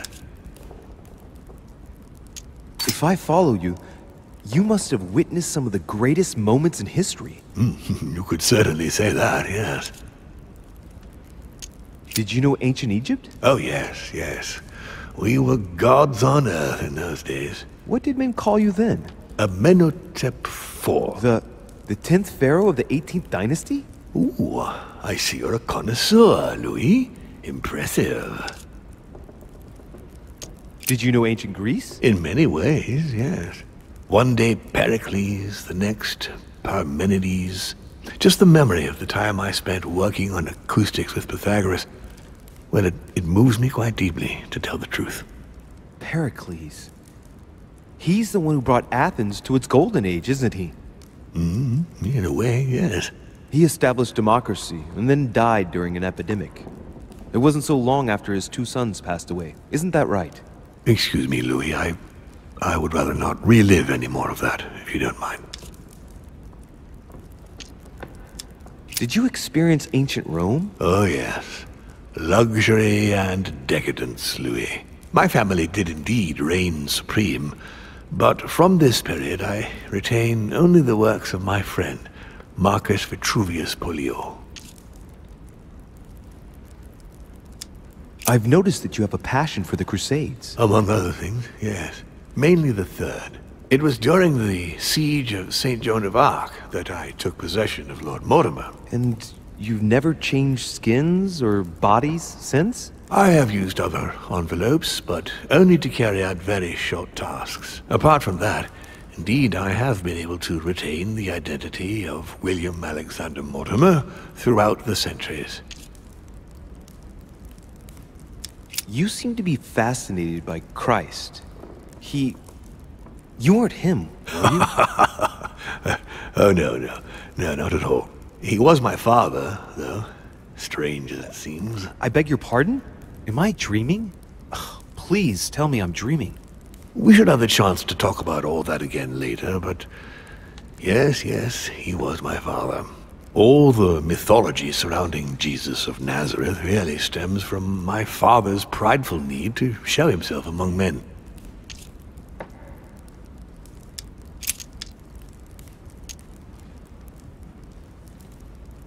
And you truly have the power to manipulate the thoughts of men. That's right. Every demon has the capacity to infiltrate the minds of men and to read and steer their thoughts. Can you tell me more about your capacities, your supernatural powers? Supernatural? From my point of view, they are perfectly natural. Well, Louis, just because the monkey does not fly doesn't mean that we should consider the bird a supernatural creature. We are all part of a grand design. We are simply made like this. By developing our art, we are able to read thoughts as well as write in the minds of men. It is possible for us to make them bow to our desire, but it doesn't work without leaving some scars. And what do you do with this power? We help them, of course. And how is it you help men exactly? Let's just say that without us, man would probably never have left his cave. Fire, the wheel, tools, writing. We are the spark that inspires man to search, to grow, to evolve.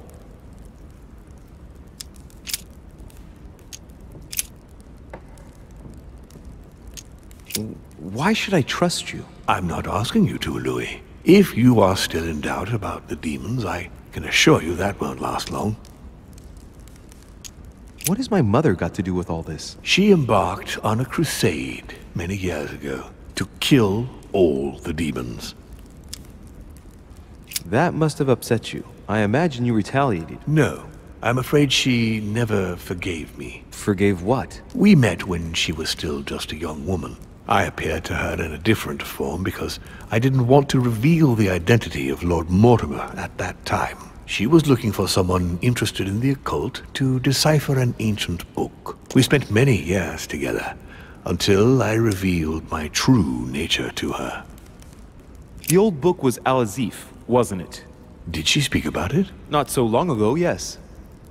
Indeed, it was already Al-Azif. She wanted to unlock the secrets. But why me? Why do I tell you about the greatest secret ever revealed to man? That's right. I'm coming to that, don't worry. What are the demons' projects for humanity? Our aim has long since been to protect humanity from itself. On the other hand, although we give them the impulse to succeed, we don't all agree as to the path they take to achieve it. How would you qualify your species, scientifically? Good question. What is your area of expertise?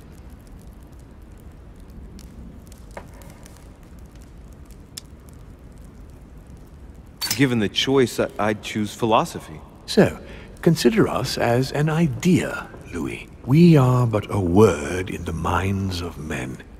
But this word is capable of anything. Empires have been built on words.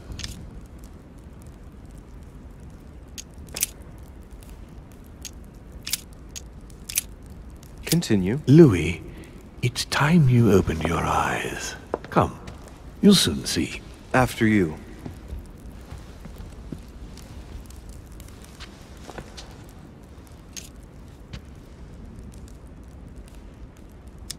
If you could manipulate us mentally, what's the point of all the theatrics of the conference? You must suspect that we asked ourselves that very same question. For many centuries, we didn't organize any conferences, and most of the time, it ended in civil war between demons. Many of us were killed during this period. The idea of organizing conferences was the answer to everything. The interest being to erect some rules among ourselves. Our family first divided up all the principal countries of the world. Now, whenever one of us wanted to propose a major change between these countries, they summon the demon in question and initiate a conference. The demon that initiates the proposition doesn't have to give notification of the subject of the conference beforehand. Consequently, we participate along with our best assets. Once the humans are brought together, the conference begins, but we are forbidden to use our talents to influence the participants. The first meeting is held in order to expose the subject to all the participants, followed by several days of reflection, during which we are allowed to be persuasive but not to impose our will. A second meeting closes the conference with a final vote. So, for you it's a game, isn't it? I understand your remark, but after living several centuries, you stand back and enjoy what reflection and pleasure you can.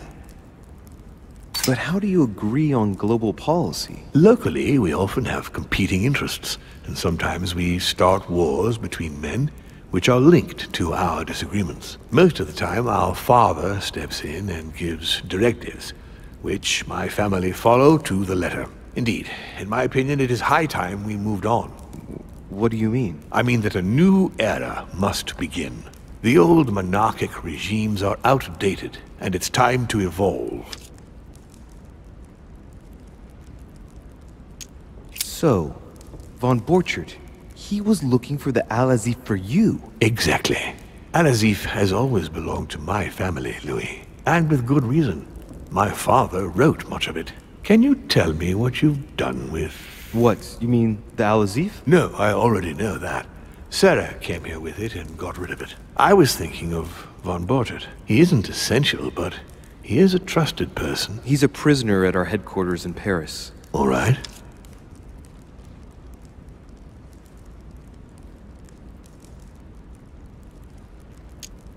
Did what happened to Elizabeth Adams have anything to do with you? Unfortunately, the poor girl became an issue between us, in spite of herself. A family of demons is still a family, and as in all families, there are disputes. Elizabeth's family, the Adams, has always been under the patriarchal control of my father. As he and myself are not really on very good terms, sending poor Elizabeth here was terribly rude of him, really. You did accept, though. No, I would say rather I was presented with a fait accompli by Gregory and went along with the intention of helping her. But this is my castle, and everyone is the master of their own home. You're the one who killed her. The poor girl was condemned, Louis.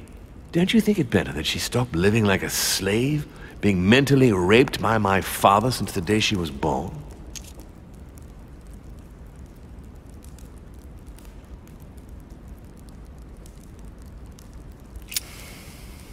Maybe you're right.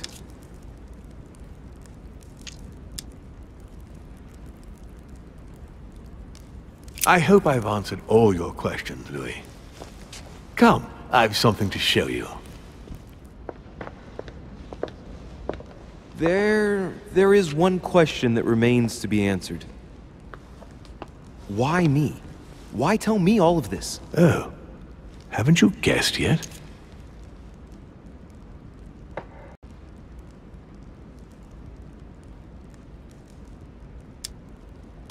I've got an idea, but it might seem stupid. Trust me. Am I one? I mean, am I a demon? Would you like that? I must admit that the idea is appealing. Look, we are of the gods, Louis. Always have been. You, as much as me, you are one of us, Louis. You too are a demon. Are you serious? You know it. Deep down inside, you know I am telling you the truth. Where do you think that natural, charismatic presence comes from? Your talent must already have manifested itself somehow. Have you ever had any visions? No. Stop it. It's absurd. Have you never found yourself suddenly inside someone else's body without knowing why? No. Whilst asleep, maybe? That's how it often happens the first time. Your spirit wanders unconsciously. My mother can't have lied to me about that. It's true. Your real mother would never have lied to you. What do you mean? Louis, I would rather you found this out from her own lips, but it's important that you know. Sarah is not your mother. What? I'm sorry you had to find out this way, Louis. But you must know the truth before you commit an irreparable act. No, no, it's not possible. You are my son. Liar!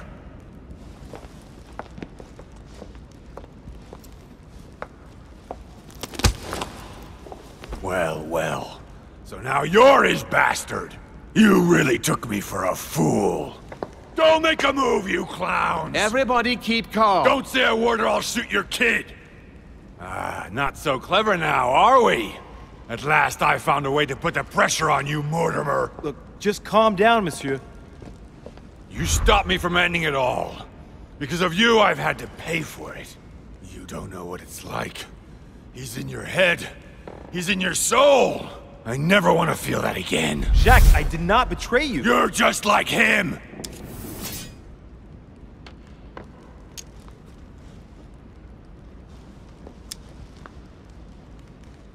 How dare you threaten me then? So that's it, is it? You've gone over to his side, have you? It didn't take you too long, did it? So, what are you gonna do now? You've just found out your true nature. What difference does it make?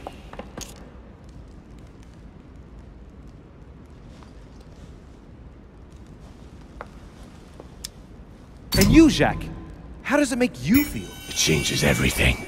Well, why? How am I responsible for it? I never said you were. You too are his victim, Louis. But it makes no difference to me.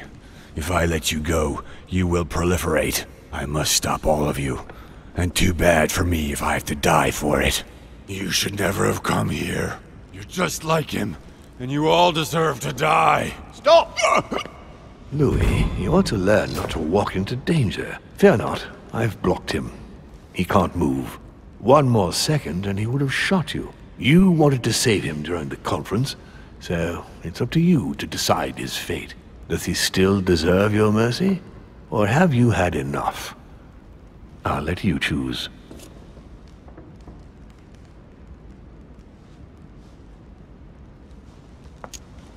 But there's still good inside him. Free him.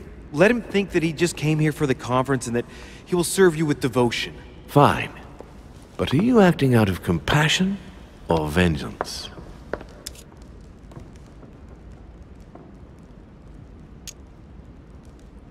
It's out of the question. We can't let this swine get away with it. There, it's done.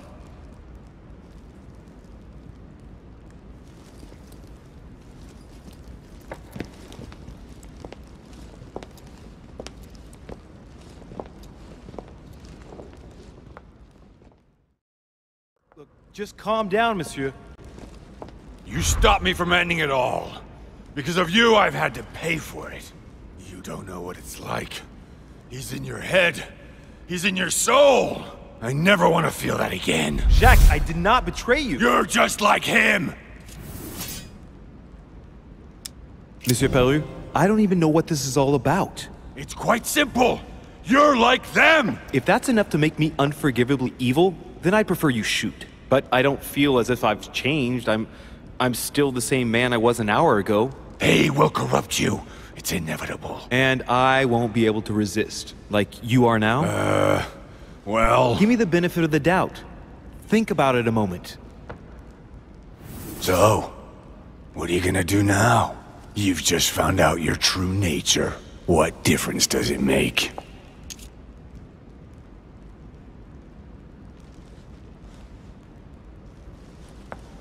Jacques, I can assure you that what Lord Mortimer just told me makes no difference. That's what you think. But you're already in his hands. And you don't even know it, Louis. No, Jacques, it's the contrary. Everything that's been happening here has been carefully planned by the Golden Order for months. and everything is going exactly as planned. Lower your weapon. It's all right. It's over. You'll make it through, and you're going to get your life back. You're just like him. You are already. You can't see it, or you don't want to see it, but it's already too late. In fact, I haven't got any choice. You always have a choice. You know very well what will happen to you if you shoot me.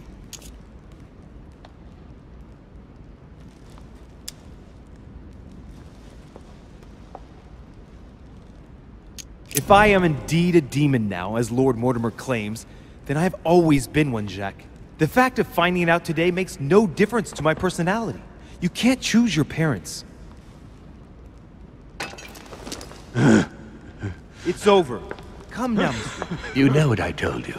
Evil and good depend on you, and not on your nature. Yes, it's true, and the same holds true for all of us. Monsieur Peru, I am willing to overlook this latest scene.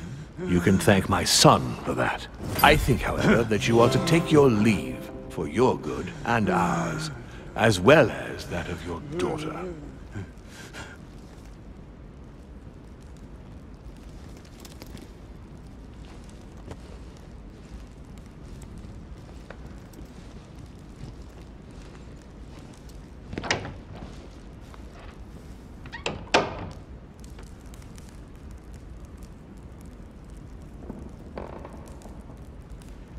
Not too shaken up. You've experienced many significant events since your arrival. You can say that again. For now, I think you ought to find Sarah, my son. You ought to talk things over with her. So she's been lying to me all along? Let her justify herself. What's done is done. Sarah must explain herself. You must clear the air. We'll have all the time we need to talk afterwards. But all in good time. Before you join her, I'd like to give you something. As a demon, I would like to introduce you to your first talent. What do you mean? Open your mind, my son. Relax. You hold immense power. It's already there, inside you. Empty your mind of all thoughts. Just let me show you the way. I should relax. Open your mind. Hear my voice. Feel the vibrations and listen to what has been happening to you deep inside, but which you have been concealing. Trust yourself. It's all already in there.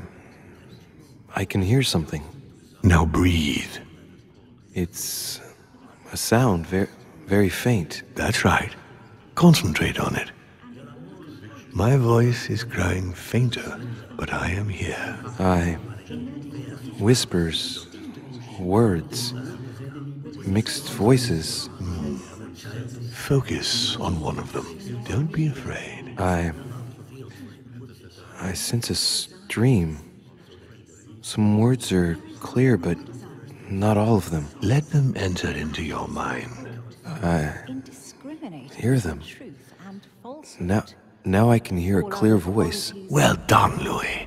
Congratulations. What was it? You are now able to read people's minds. What? You heard me. From now on, whenever a human speaks to you, you will be able to read their current thoughts. So, if you need to know something in particular from someone, all you have to do is make them think about it.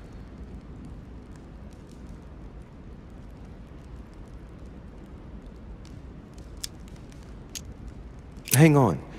You mean to say that if someone lies to me that I will know? Exactly. But that's just incredible. You still need to practice, though. There are also a few rules you need to know that govern this talent when used between ourselves. You can read the thoughts of demons as well as of humans. But be careful. A demon more experienced than yourself will know that you are spying, and will often react quite violently. It's considered bad form to play around the psyche of another demon. It's a question of courtesy. But let's be clear.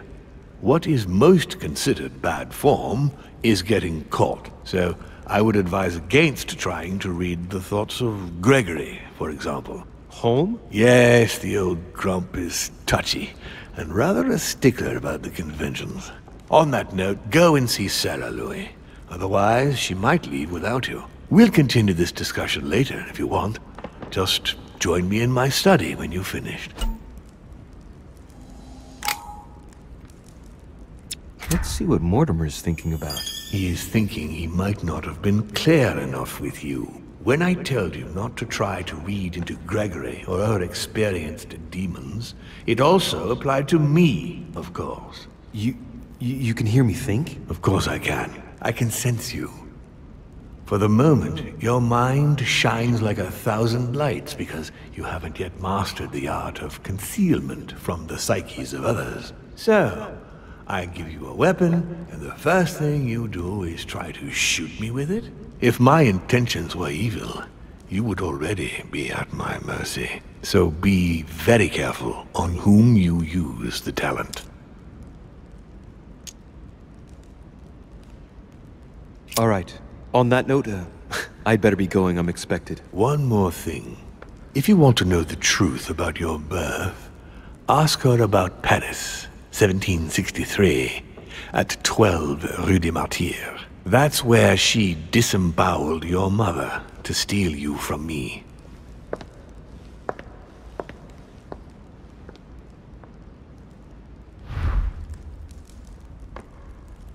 It's not that I regret all these discussions, but I must hurry to the wharf.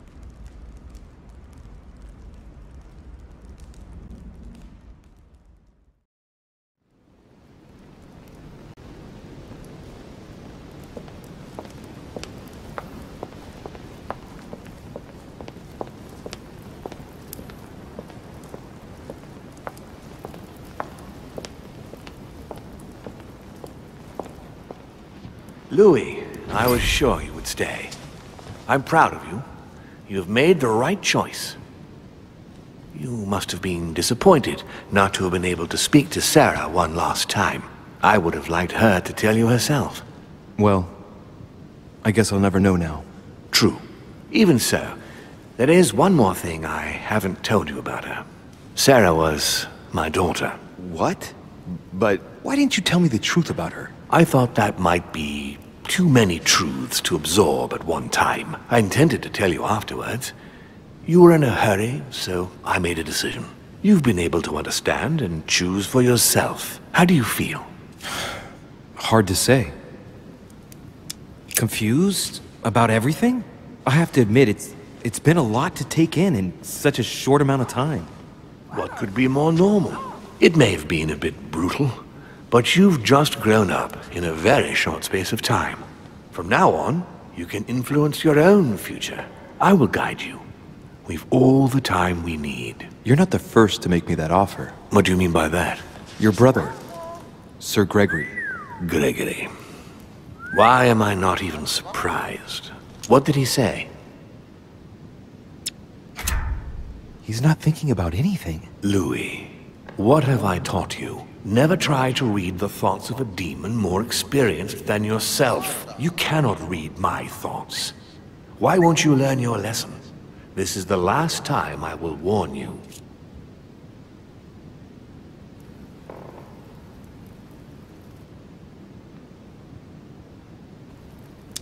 Not much. He bid me welcome to the family, that's all. Louis, Gregory is my brother. Always has been. And he never goes anywhere to say or do not much. He must have told you that he's worried about me, that he wants to be there for you, and that you ought to be wary of me. Yes, something like that. I think he's worried about you. Worried? Marvelous. That's just like him. You know, in a family like ours, we all have a role to play. And his is to worry about everyone else. Let me reassure you, there's no reason for him to worry about me. And what's your role in this family? Mine? Oh, I think they probably feel I'm the eternal naysayer, I suppose. I think one mustn't be afraid of change, and that it is healthy to challenge oneself at regular intervals. I don't impose anything on anyone. I'm just following my own path. But where does it lead? I suppose I should explain. For centuries now, Demons have emerged in and around great leaders all over the world. But like true tyrants, they have governed with an iron fist in a studded glove. That's the impression I get. But you see, people's discontent is increasing, and they are too high up to hear it. They take themselves for gods. Sooner or later, the people will turn against us, just as they have in the past. Each time it's happened, many of us have died. We must master the humans, yes, but gently. And the best way of doing that is by allowing them a free choice, Louis. So that's your project? Of course not entirely, no. It is easier to keep control over people who slumber than people who are oppressed. A man with nothing to lose is a dangerous man. Whereas if you give him a roof, food, and entertainment, he will do whatever you want. The best way of getting them to achieve something is to make them think it was their idea. For that, they have to feel as if they are free. Hang on. What do you mean? Look at the United States. From the start, I introduced an idea that will change everything. The idea that everything is possible. Everyone can become someone. Is there anything more beautiful? You mean it's not true? Man can move mountains when he believes it is in his own interest. And what nobler cause is there than his own freedom? Do you have any more examples? Of course. What obscurantism! By harping on this concept of good and evil, guilt and redemption, look where men are now, locked up in beliefs that should no longer exist. It's time for men to rediscover themselves and to take control of their lives, as they really are, without any moral judgment. Talk to me about slavery. Well, take the slave trade, for example. It's an archaic practice that simply has to stop. Today, black slaves of America work for free and in unbearable conditions. Tomorrow, if you free the blacks and offer them work along with a salary, they will bless you for it. Then, they will be integrated into the system. They will be taxable. Once they are free, they will have to work for a roof, pay taxes, and feed their families. Maybe we could take away the civil rights of prisoners, for example. In this way, we'll keep control of all those who respect the system and benefit from the others as workforce. And what would you propose for women? They must be given the right to work and to vote. Look, at the moment they don't work. They take care of raising children. What a mistake. We have to get them out of the house. Make them work. In this way, not only will they become consumers, but they will also delegate the job of education to the system. We could guide humanity from a young age, Louis, don't you see? Today we are wasting too much time. Tell me what you think about progress. Progress is essential, Louis. It's the future. What else? Progress must liberate humanity from burdensome chores. Progress must replace man wherever his presence is not obligatory. It creates both the desire and the need. It will liberate women as soon as the machines are able to do all the chores in the home automatically. It will bring men together by bringing a faster means of locomotion.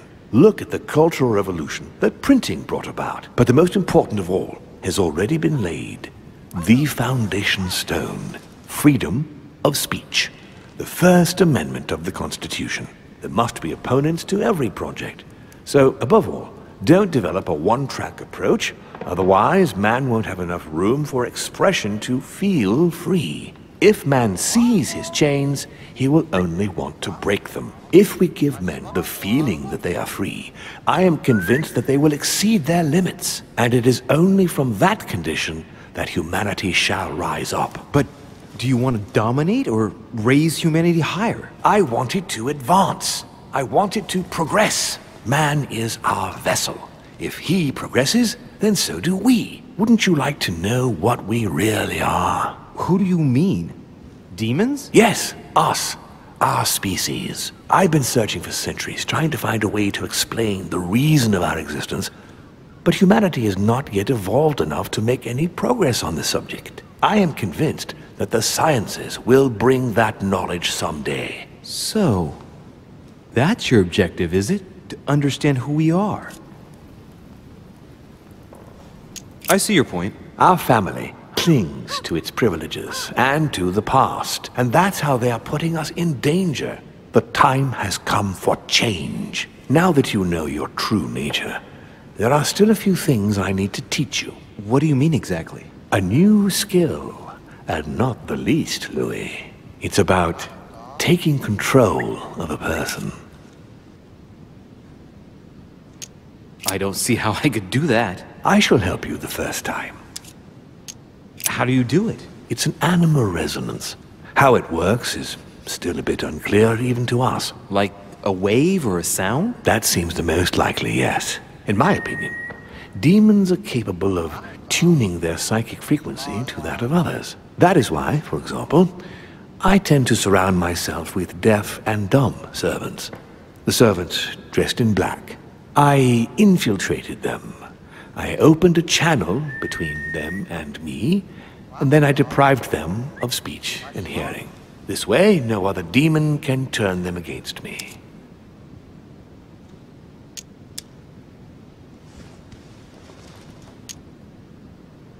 Okay, let's not waste any more time. I deduce that you're impatient to master what's in store for you. That is good.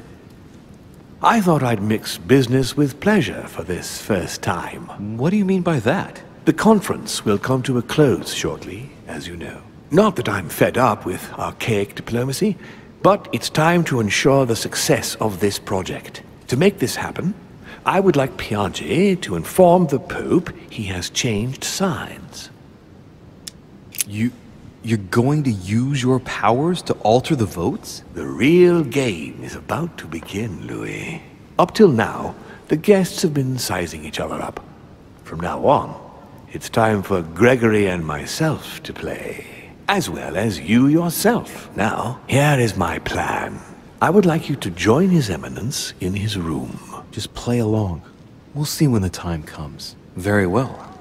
And then? You're going to have to trust me. What we're going to do is painless for the human you are going to invade. Invade? Yes. You're going to enter his mind and take control. You're going to influence his actions and his psyche. Make him speak, then concentrate. You must focus on him in order to feel his thoughts. Then, while speaking, you must link with him. Once you're done, you will naturally find your way to the source and enter into his thoughts. But what if I fail? Trust in your instincts. You just have to let yourself go. You have the skill. Let your nature come to the fore. You'll see. If you fail, you'll be in for some light banter with His Eminence. That's all. There's nothing to be afraid of. Very well. Perfect. Go now. The Cardinal is in his room. You will have to write a letter to the Pope as if Piaget had written it himself. In this letter, tell the Pope that whatever happens during the conference, he must follow my propositions. But be careful. In order to protect himself from counterfeiters, the Pope had Piaget's hand tattooed with a symbol to be sure of his identity. You'll see when you're inside him. You'll understand. Once it's written up, just bring it back to me and I'll send it off immediately. All right, I'll take care of it.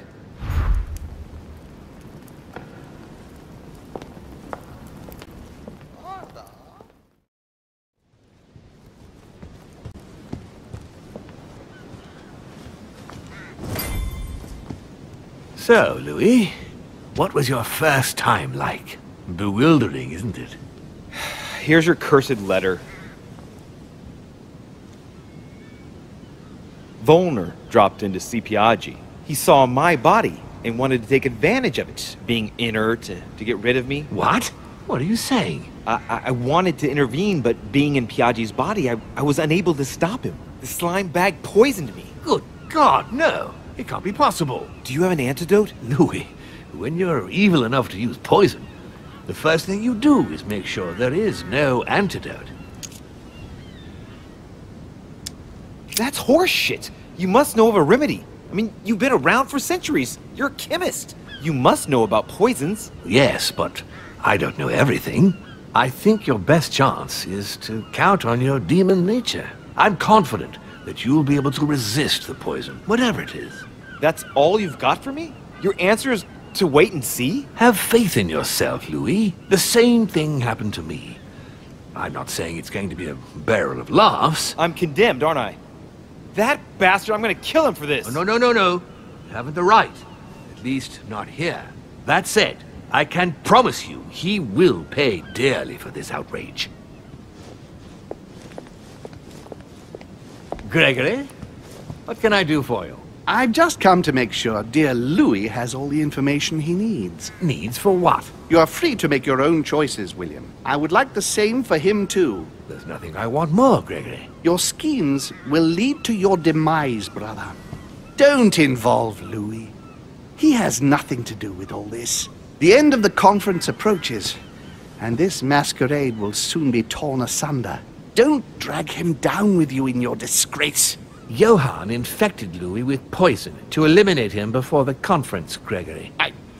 No, he wouldn't. You know what that means. No, wait! There must be an explanation. In my residence, he attacked my son. And Johann is mine. If he made the unforgivable error of attacking Louis, I will personally take care of him. He will be gone by this evening. How do you feel?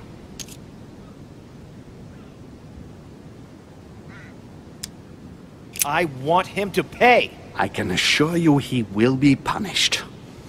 I'll be firm, but I must do it alone. He's my son. I refuse to put Johann at your mercy. All right. Louis, you can trust him. Johann will have to take responsibility for his action.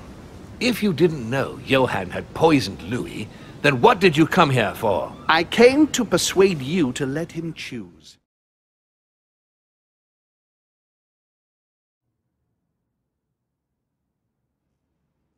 So, Louis, what was your first time like? Bewildering, isn't it? Here's your letter. I have to admit that the experience was utterly amazing. Come, tell me more.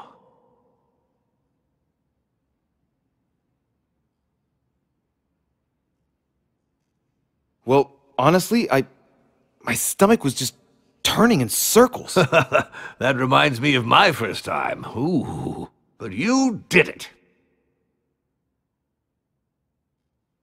Gregory, what can I do for you? I've just come to make sure dear Louis has all the information he needs. Needs for what? You are free to make your own choices, William. I would like the same for him, too. There's nothing I want more, Gregory. Your schemes will lead to your demise, brother. Don't involve Louis. He has nothing to do with all this. The end of the conference approaches, and this masquerade will soon be torn asunder. Don't drag him down with you in your disgrace. Oh, ye of little faith. On the contrary, brother, Louis has just entered the family. Give him a chance to find his place. His place? What place is that? At the end of a leash, like all the others. Don't listen to him. He's angry with our father. And with good reason. He governs us in the same way he governs humanity. Through fear and submission. Same old tune. When will you understand that it's necessary to impose order for things to move forward properly? You are under his thumb and proud of it. Open your eyes, for crying out loud. His whole system has become outdated, and he's too old to see it. He will lead us to our demise. Here he goes with another of his grand speeches. William has always been fond of staging big scenes. It's his theatrical side. Does he have an inferiority complex? I've told him time and time again, Louis. He always has to take it one step too far. How dare you? You are blind, brother. Even if the evidence bit you on the nose, you still wouldn't see it. I feel sorry for you. Tea is drunk hot or not at all, William. When will you learn?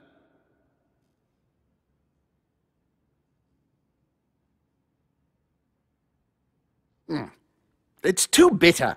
You shouldn't let it brew so long. I knew you'd be coming along. You are so predictable. Methodical, I would say. Things must be accomplished in the right order if we want the world to keep turning as it does.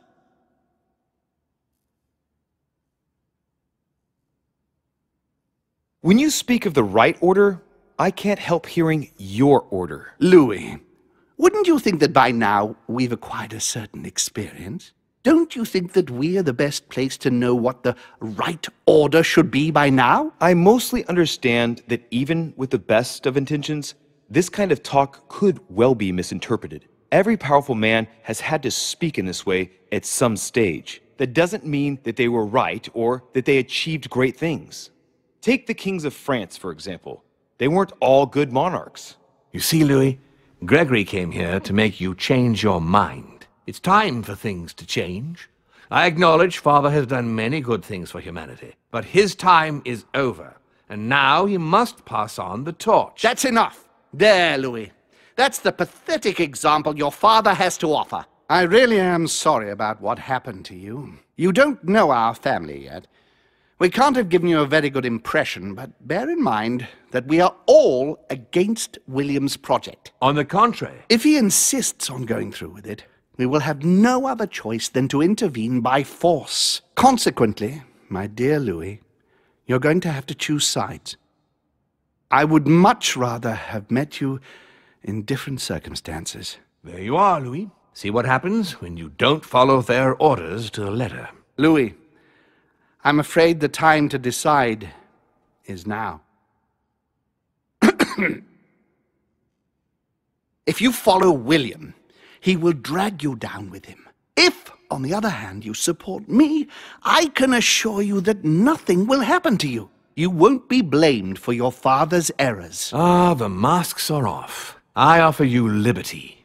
He obliges you to choose, and shamelessly asks you to betray your own father. That is their true face. Right. Before I answer, well, I'd better think it over very carefully. Do I intend to embrace my demon nature and take my place on the chessboard? Do I stay out of it and do my utmost to stop them? Or do I renounce my nature and do all I can to stay human? It's useless trying to resist my true nature. I'm a demon. May as well accept it. The sooner the better. Even if I continue to live as a human, all my friends and acquaintances will inevitably end up dying. And I'll be left on my own, forever. I'm a demon and I have to behave like one. The sooner, the better. So? What do you choose, Louis?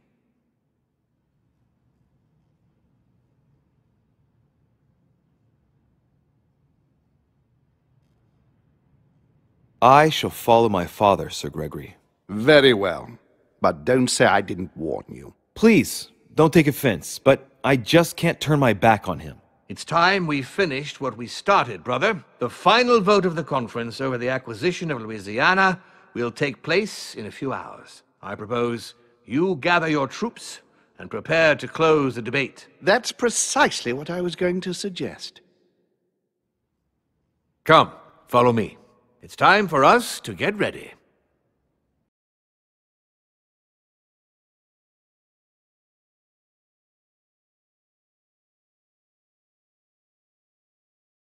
Do you really think we have a chance of winning? A chance?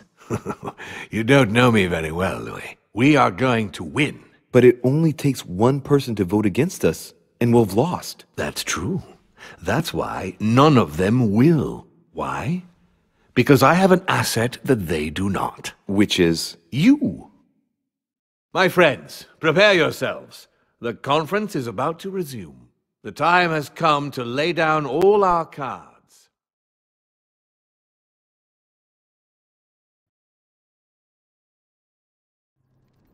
From now on, whenever a human speaks to you, you will be able to read their current thoughts. Trust yourself. It's all already in there.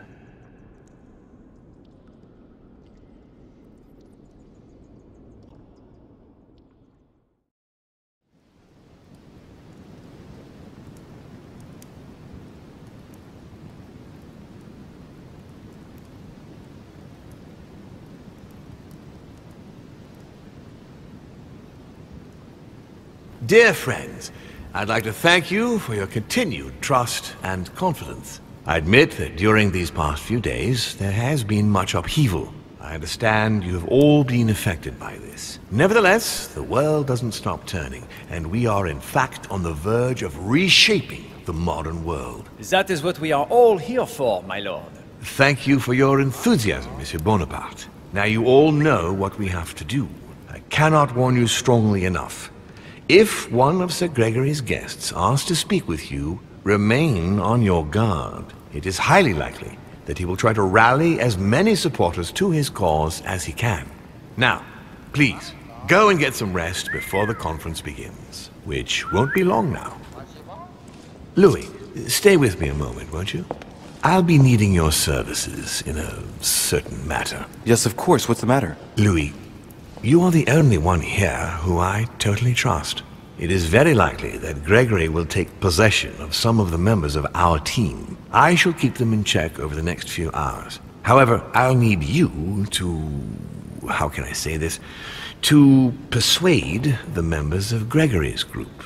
What do you mean by that exactly? You'll have free rein, my son. Persuade all of them. Use every possible means imaginable. But no physical violence, let's be very, very clear about that. You must bring them all over to our side, one after the other. And what if I fail? I have faith in you, my son. Great faith. That notwithstanding, should any of them resist, we'll decide what to do afterwards.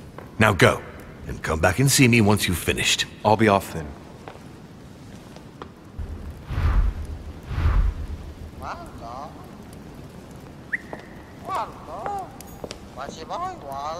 So, go and take care of your mission, and come back and see me once you've accomplished it, Louis.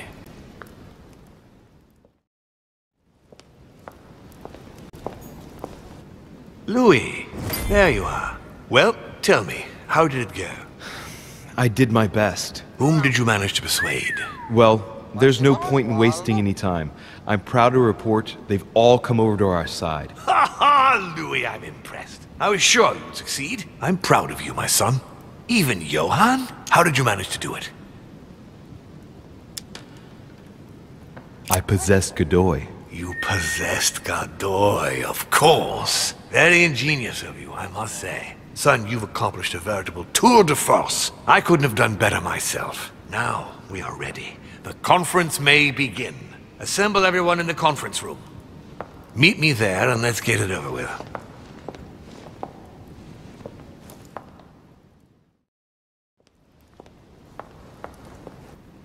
Louis, there you are. Well, tell me, how did it go? I did my best. Whom did you manage to persuade? The Duchess will follow us. She will? Marvelous.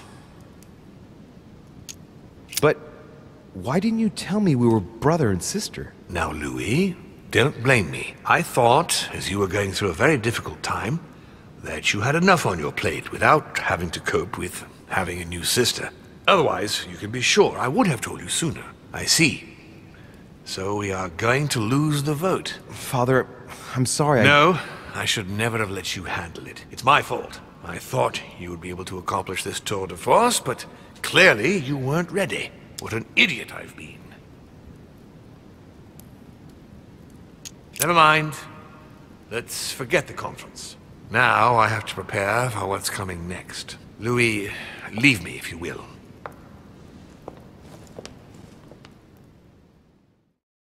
So, do we agree? Agreed. Let's return to our places now. You're right. What were they talking about? Louis, a moment of your time, please. Yes, monsieur. What can I do for you? I would like you to hear me out without interrupting. It's in your interest. You are in a perilous situation, and I want to avoid you becoming a laughingstock. What exactly are you talking about? The reason why we are all here. You might think you can win, but... Indeed. It looks that way, doesn't it? Well, think again. You don't know everything. In actual fact, all of Sir Gregory's team is working for Mortimer. If you vote for Holm, Mortimer will never forgive you. And I can assure you that he is taken down far tougher than you. Are you threatening me? Not me, Louis. But you are the only one who hasn't turned against Sir Gregory. Join us. Vote with us if you do not want to feel the wrath of Mortimer alone. Is that all? That's all, yes. I just wanted to warn you. Now you are free to vote where your conscience leads you. Good luck. So, he's the one who's been persuading them all to turn back. I just gotta hope that Holmes managed to pull off his conjuring trick. Otherwise, Bonaparte's right. I'll be the only one voting against Mortimer, and therefore the only one to face the consequences. My friends, here we are at last, gathered together to close this conference.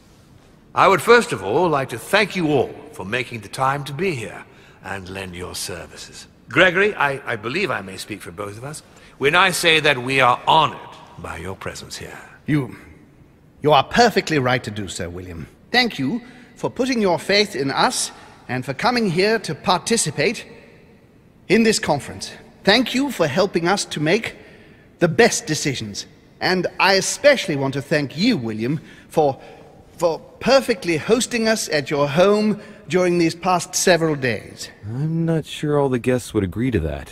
In any case, Holmes doesn't seem to be himself. Good. I think we can begin. You will vote in turn on the question that interests us today. Are you for or against the transfer of ownership of Louisiana from Spain to France? Duchess Hillsborough. For. Duke Manuel. For. Your Eminence. For. But Gregory, please. Monsieur Napoleon. For. Mr. von Volner. For. What? Gregory, please refrain from interrupting the voting. You know the rules, brother. President Washington? For. Finally, Monsieur de Richet. What is your vote? My turn.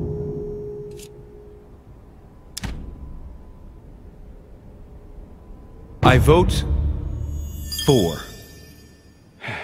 And while they were eating, he said, "Truly I tell you, one of you will betray me." The votes are now cast. The project is therefore approved. Dirty traitor! Mr. Godoy, soon you will be in charge of passing the territory of Louisiana over to France. It will be done. What have you done? Me? Nothing, dear brother. What have you done to me? What have I done? Nothing, Gregory. You did it yourself. A word of advice. In the future, that is, if you have one, don't drink someone else's cup of tea without checking what's in it. Father, what happened? Sir Gregory, what's the matter? William, what have you done? Not now.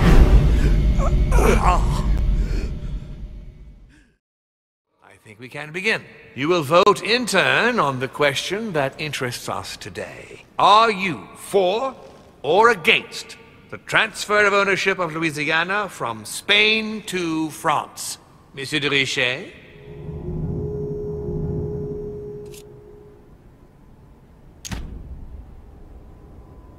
I vote against.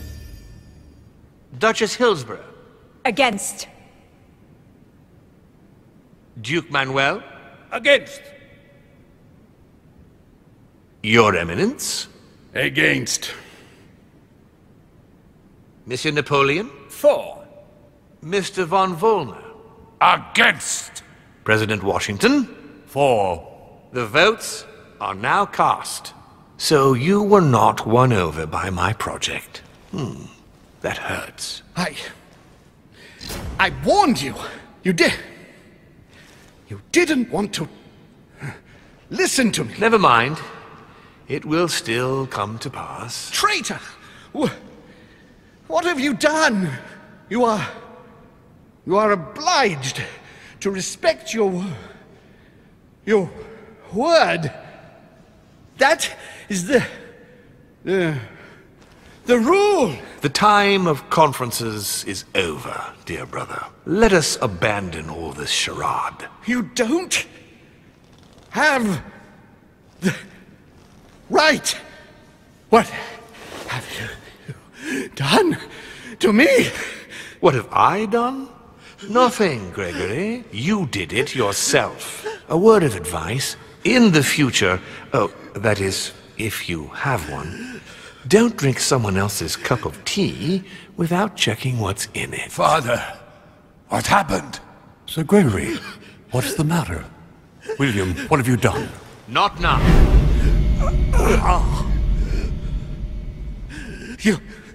You are mad, William! Father will punish you for this! He will probably try, unless I get to him first. But I cannot die! No, you cannot die. You are, however, losing all sense of reason, as well as all your special abilities. What did I drink? Can't you guess? There are but few things that can have such an effect on such as we. You would know that if you ever ventured even a little way off of Father's beaten track. Revenge! Oh, no, my dear Gregory. You will not be taking any revenge. You will die stupidly, alone, enclosed in that rather withered body.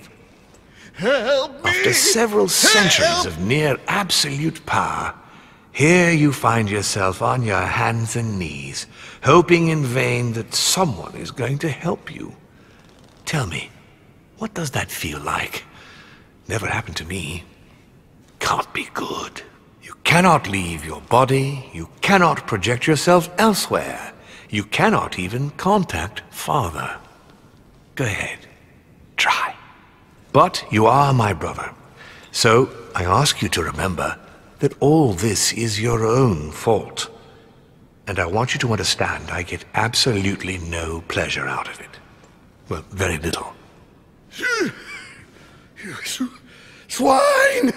A new order is born today, brother. Enough of Father's hegemony. After all these years of servitude, I can finally stand up and oppose it. You chose to serve him, whatever his excesses.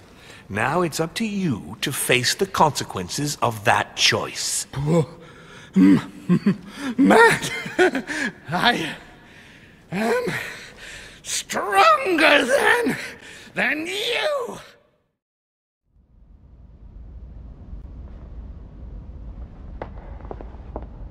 He wants to isolate me again.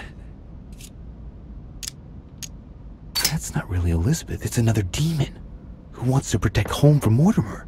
On a symbolic level, he should be placed between the two of them.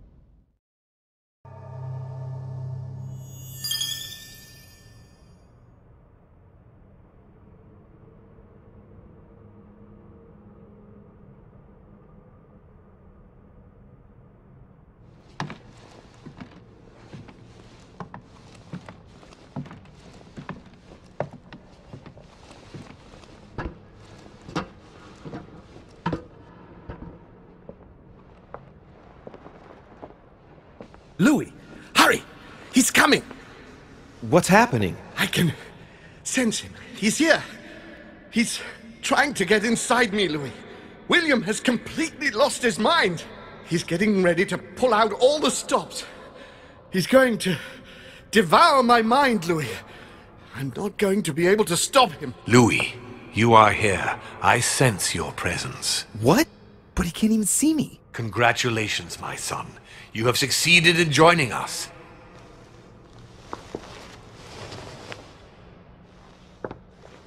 Louis, don't let him draw you in there. You are signing your death warrant if you decide to follow him. I won't be there to protect you. It's over, my son. We have won. A new order can be born. Louis, I'm so weak. I can feel him entering. I can no longer keep him out. He's coming.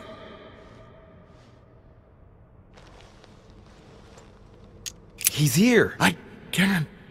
Can you see him? He's here. He's coming closer to you. Where? Louis. I don't want to just disappear. He's inside my mind. I can feel him crushing me. He's just in front of you. I'm so sorry, brother. There's nothing you can do to stop me now. You made your choice, and you have lost. I was wrong about him from the very beginning. He's mad. He must be stopped. You can still do something, Louis. Don't let him get away with it. Please.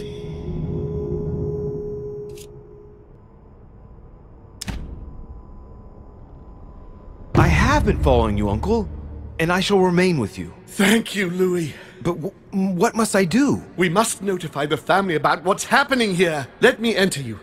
I shall empower you to do so. What? No, Uncle, you can't ask that of me. Louis, it's the only way. I must teach you how. But that's the rule. Never let anyone possess your mind. Louis! Sorry, I can't. Look at yourself, Uncle. You're just as bad as he is. Despite being centuries old, and despite all the wisdom you should have acquired, I don't believe in you. Nor do I believe in him. You can count on me to do my utmost, so that neither of you will succeed in your plans. Louis, it's over for me. It's up to you now to protect our family. Find your sister, Louis. She'll know what to do. What are you saying? Find her. It's over, brother. Don't fight it. You will be punished for this. Perhaps, but you won't be there to see it, will you?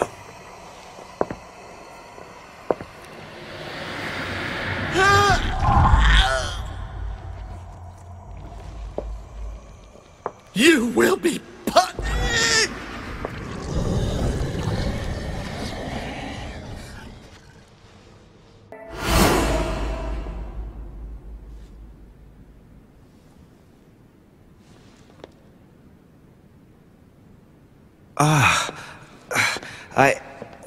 Where am I? It's all right, son. Don't panic. It's over.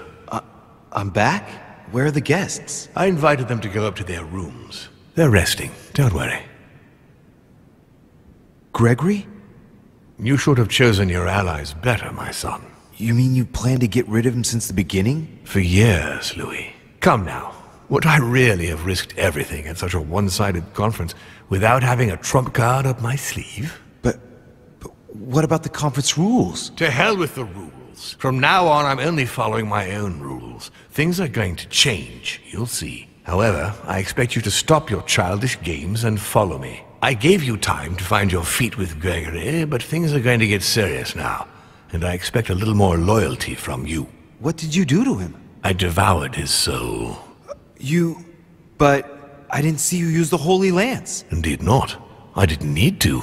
Can't you guess how I did it? The Lance of Longinus is just a vessel, Louis. It could have been any object that had the blood of Christ on it. The blood of an ancient, more precisely.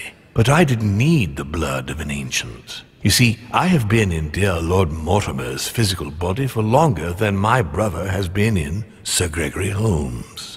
Therefore, I am an ancient, Louis. He was your brother. Why did you kill him?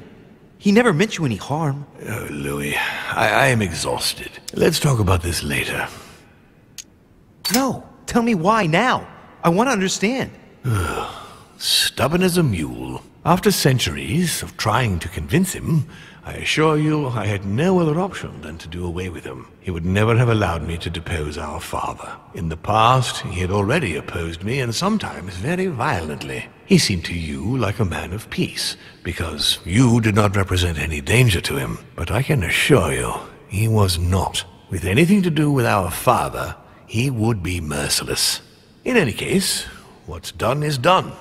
I'm going to rest in the dining room. Join me there when you're ready. The time has come to end this little antisocial gathering. No doubt about it. This family is rotten to the marrow. I did right not to trust them. Home told me that my last resort was to find my sister. I hope Emma will be able to help me. Louis, there you are. Look, she's better. Perfect. Good. Are you ready, Louis? Can we go? Yes. Let's get it over with. Louis, I've been expecting... Oh, I see you haven't come alone. To what do I owe the honor, Duchess? I thought this discussion should concern the whole family. Surprise, Father. Emily, you brought her back from the ether. Well, I am impressed, my children. It's over, Father. We can't let you go on like this. Enough! Louis! Who on earth do you think you are, for heaven's sake? Did you think I wouldn't know what you are planning? You are mere insects compared to me. You never had a chance. Help! My head! Let's do it! Now! Ah, how dare you! Keep going, it's working!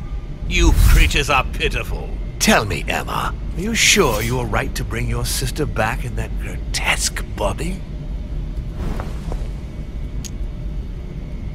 On the contrary, Emma, Emily will be able to exist by herself. Once she's changed bodies, you'll finally be able to live your own separate lives. No more resentment or comparisons ever again. You'll be free at last, Emma. Perfect. Emily, you have always been the dominant one, and you expect me to believe that you're now going to simply hand over your whole life's work? You can't fool me, my girl. I can read you like a book.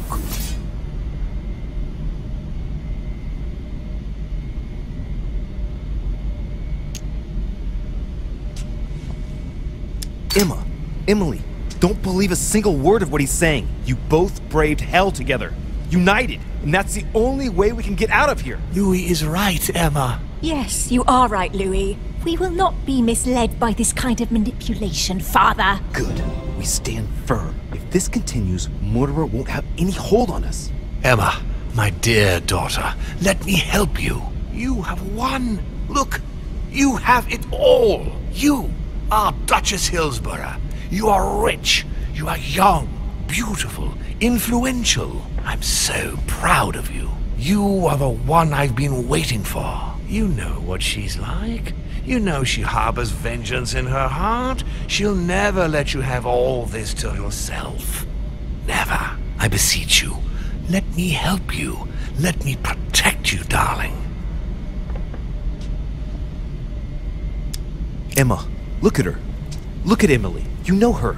She knows you. But Go on. Look at her. It is her. She loves you. She's counting on you. Emma, help us. My sister.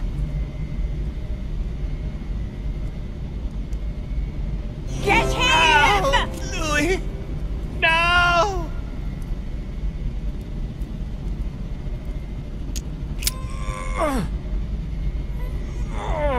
No, don't do it. It's over. You've lost. No, Louis. No, stop. Oh. My son. You will regret your actions when you see him.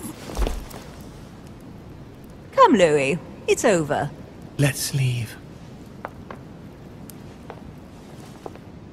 You go on. I'll meet you on the wharf.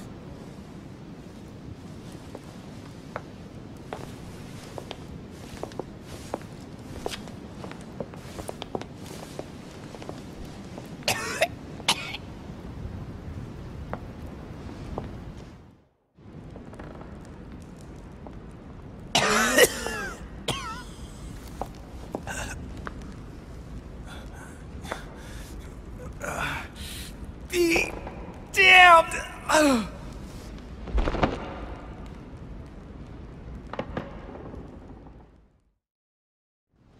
Louis, I've been expecting... Oh, I see you haven't come alone. To what do I owe the honor, Duchess? I thought this discussion should concern the whole family. Surprise, Father. Emily, you brought her back from the ether. Well, I am impressed, my children. It's over, Father. We can't let you go on like this. Enough! Louis, Who on earth do you think you are, for heaven's sake? Did you think I wouldn't know what you are planning? You are mere insects compared to me. You never had a chance. Help! My head! Let's do it now! Ah, how dare you! Keep going, it's working! You creatures are pitiful. Tell me, Emma, are you sure you were right to bring your sister back in that grotesque body?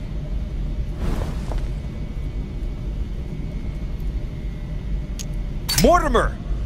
Is this how you managed to manipulate your brother? Now, Louis, don't think you can change the topic so easily. The question remains open. Emma, after everything Emily has been through, a life lost creating this character, do you really think she's going to just let you take over the main role? Emily, I promised you we would find you a better body. I'll do everything in my power to help you. No, stop, Emma! He's trying to manipulate you! You killed her. And now you think she's just going to, what, leave it at that? I know. You will never forgive me. Don't listen to him, Emma. I swear, I mean you no harm. Oh, shit. He's succeeding. Emily, you have always been the dominant one. And you expect me to believe that you're now going to simply hand over your whole life's work? You can't fool me, my girl. I can read you like a book.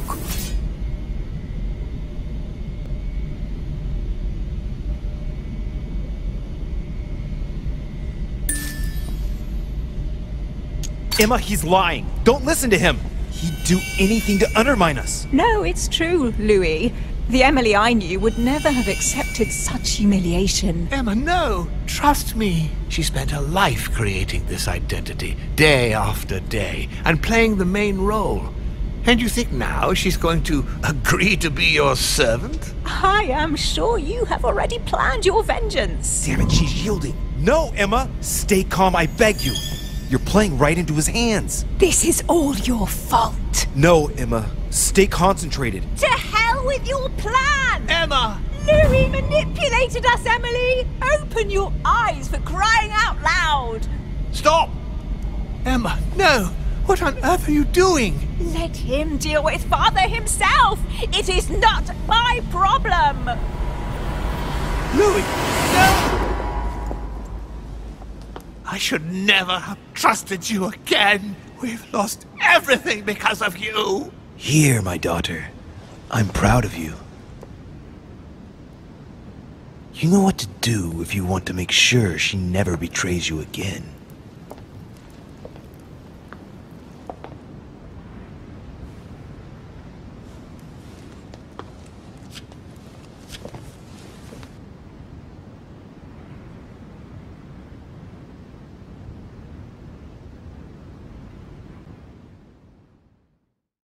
This is all your fault. No, Emma. Stay concentrated. To hell with your plan! Emma! Louis manipulated us, Emily!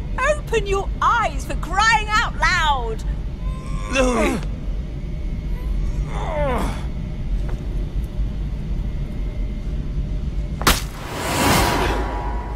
See? You've lost, Father. You did it. You did it. We did it.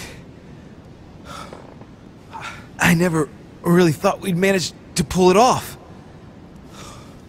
But we did.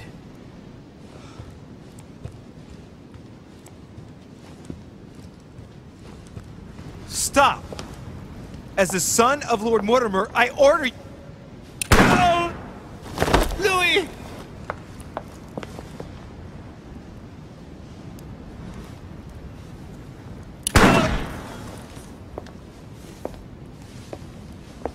Shame, really. You had such promise. You were supposed to be my next vessel. What a pity that you poisoned yourself. Right. Take the lance from my son and finish him off. Then do the same with the other one. And clean the mess up.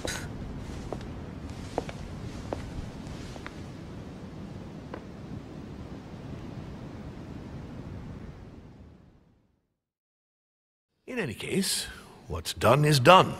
I'm going to rest in the dining room. Join me there when you're ready. The time has come to end this little antisocial gathering. No doubt about it. This family is rotten to the marrow. I did right not to trust them. Holmes told me that my last resort was to find my sister. I hope Emily's in her room. Louis, there you are. Look, she's better. Perfect. Good. Are you ready, Louis? Can we go?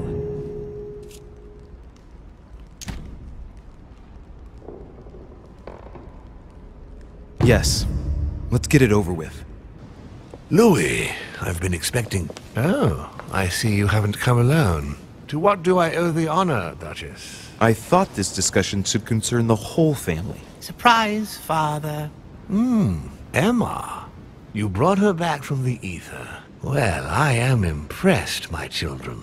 It's over, Father. We can't let you go on like this. Enough! Louis! Who on earth do you think you are, for heaven's sake? Did you think I wouldn't know what you are planning? You are mere insects compared to me. You never had a chance. Help!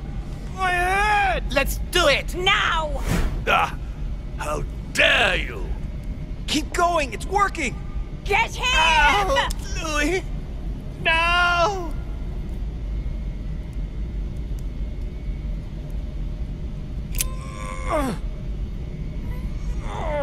No, don't do it! It's over. You've lost. No, Louis! No, stop! Oh! My son!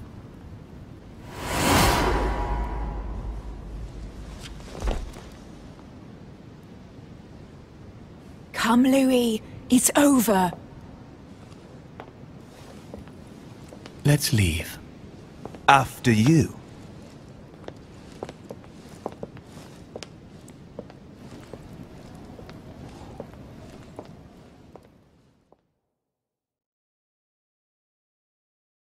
Get him!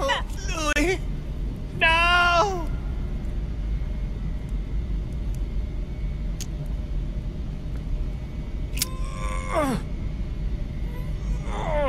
No, don't do it! It's over. You've lost. No, Louis! No, stop! Oh! My son!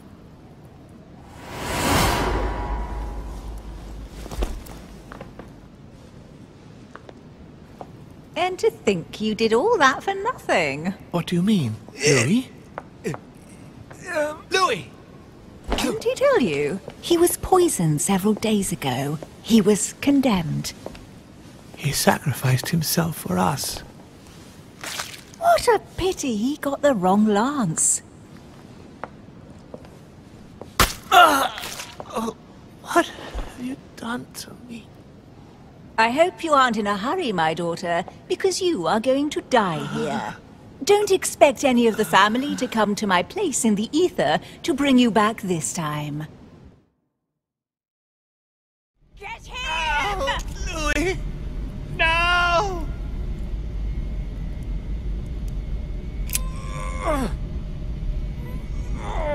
No, don't do it!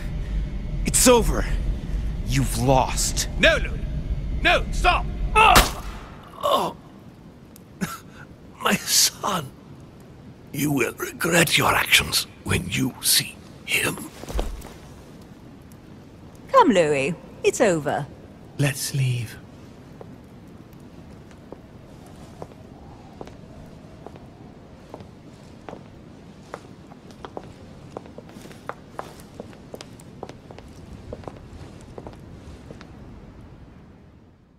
You made your choice, and you have lost.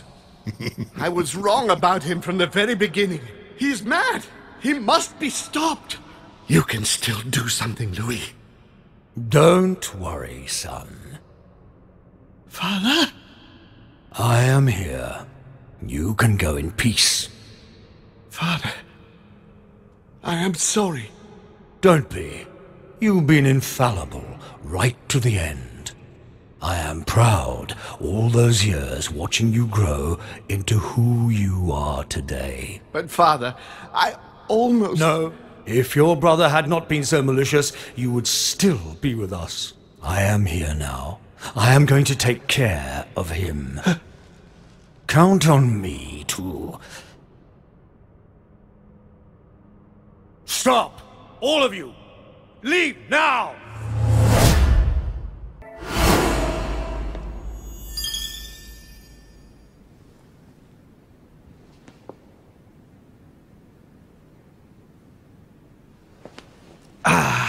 William! Calm down, Louis. How dare you? Louis? Your own brother. Father? Gregory should have never trusted you. I knew he shouldn't have come here. No, not now. It's pointless trying to run.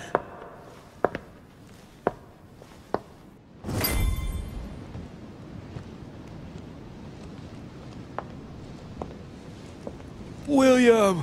Gregory should never have trusted you. I knew he shouldn't have come here. You evil little cockroach. No, Father. Wait. It's over, my son. You've gone too far this time. Oh, Father. By the way, I have a little surprise for you. Now what have you done? Let me introduce you to my new servants. You know, I have studied our talents closely. And as you see, they Do you really think that mutilating your servants so that they can't hear is going to save you? Well, I admit that was the idea. You are pathetic. On your knees. I could feel you entering. Your ego has always been your weakness, my son. You are your worst enemy. When will you understand that no lock is impenetrable? No! If you're the only one who can master them, all I need to do is master you. Stop! No! You gambled. You lost. Look, Louis. Look at him. You broke the most important of our family rules, William. The one that gives meaning to all the others. Thou shalt not kill. Never, ever kill a member of our family. What's going to happen to him? He will be buried alive. But don't worry about that. It is over. Everything that belonged to him is yours now. And I am proud to welcome you among us. Thank you. You deserve to join us, Louis. You have great potential and many things to learn. Come to me. I'm coming. You can still do something, Louis. Don't let him get away with it. Please.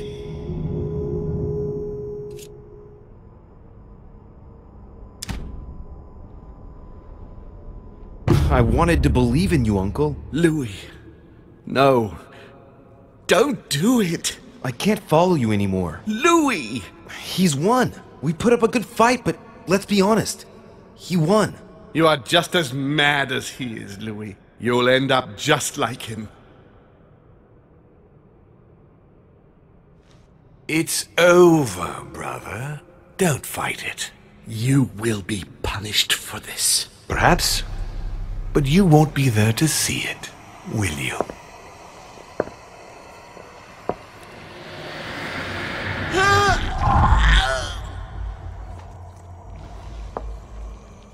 You will be punished!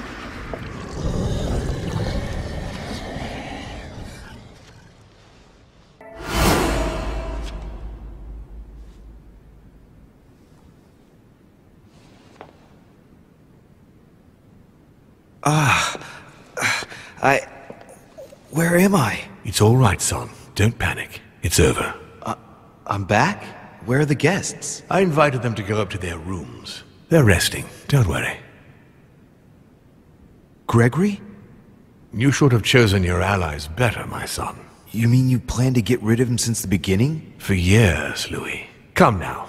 Would I really have risked everything at such a one-sided conference without having a trump card up my sleeve? But what about the conference rules? To hell with the rules. From now on, I'm only following my own rules. Things are going to change, you'll see. However, I expect you to stop your childish games and follow me. I gave you time to find your feet with Gregory, but things are going to get serious now, and I expect a little more loyalty from you. What did you do to him? I devoured his soul.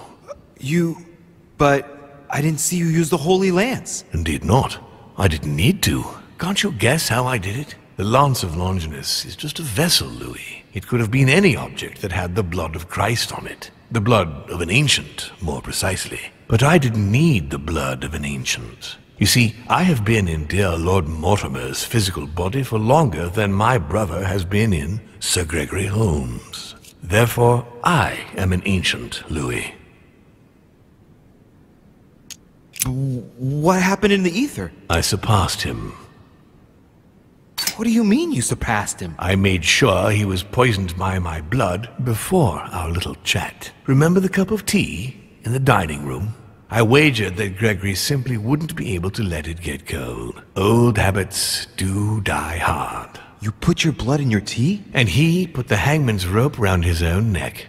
Ironic, isn't it? Unable to extract himself from his physical body, it didn't take much time for me to absorb him.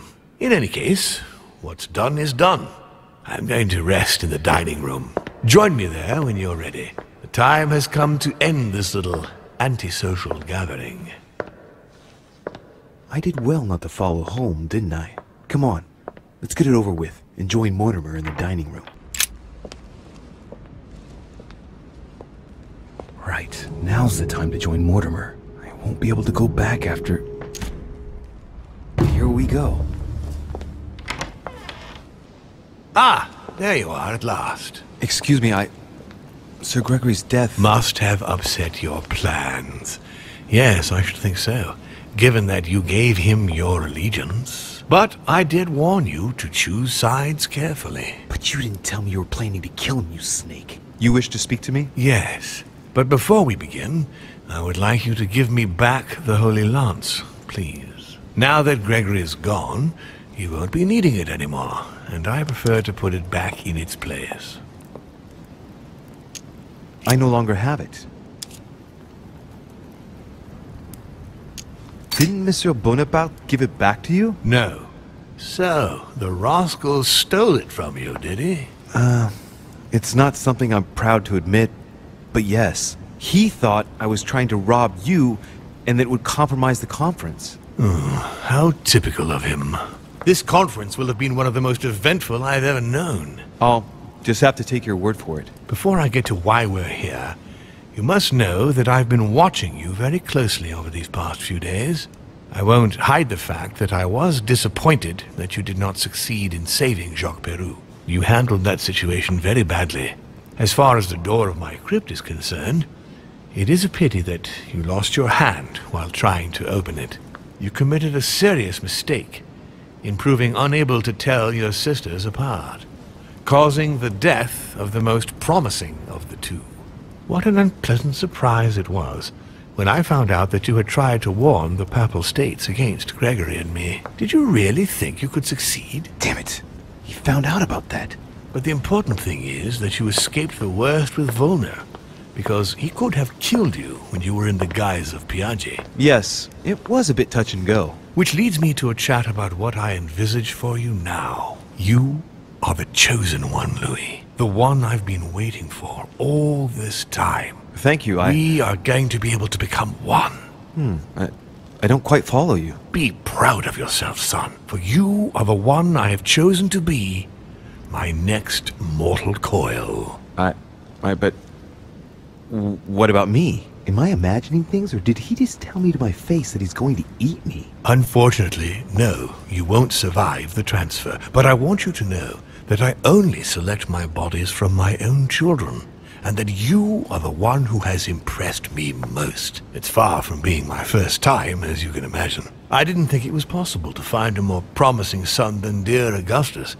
You can be very proud of yourself. Wait a second, hang on. Do you realize what you're saying? Are you insane? Oh, come, my son. Let's not end everything on a bad note, please. Son of a bitch! He's not going to get away with this so easily.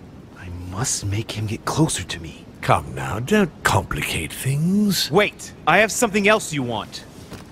Well, look at that. You found it. Decidedly, you are very resourceful, Louis. You impress me right up to the very last. For Al-Azif, I am willing to get closer.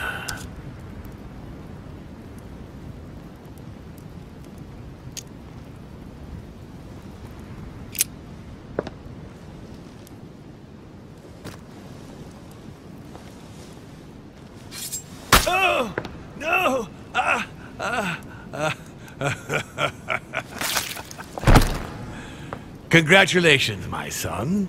You had a backup plan. Well, I did learn from the best.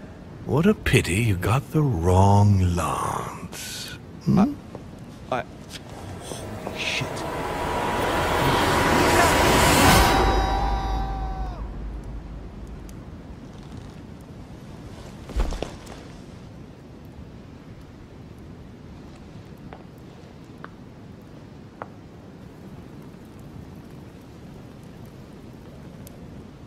Leave me.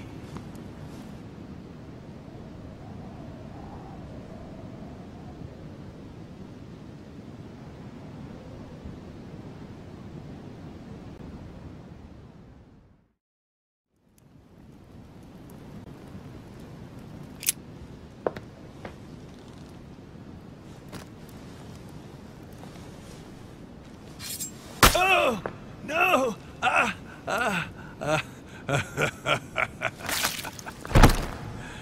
Congratulations, my son. You had a backup plan. Well, I did learn from the best. I've done it.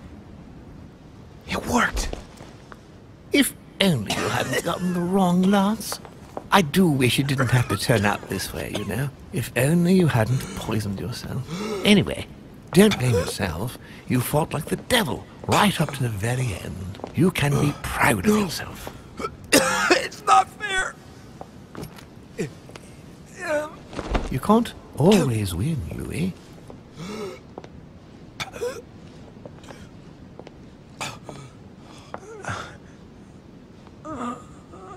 What a waste.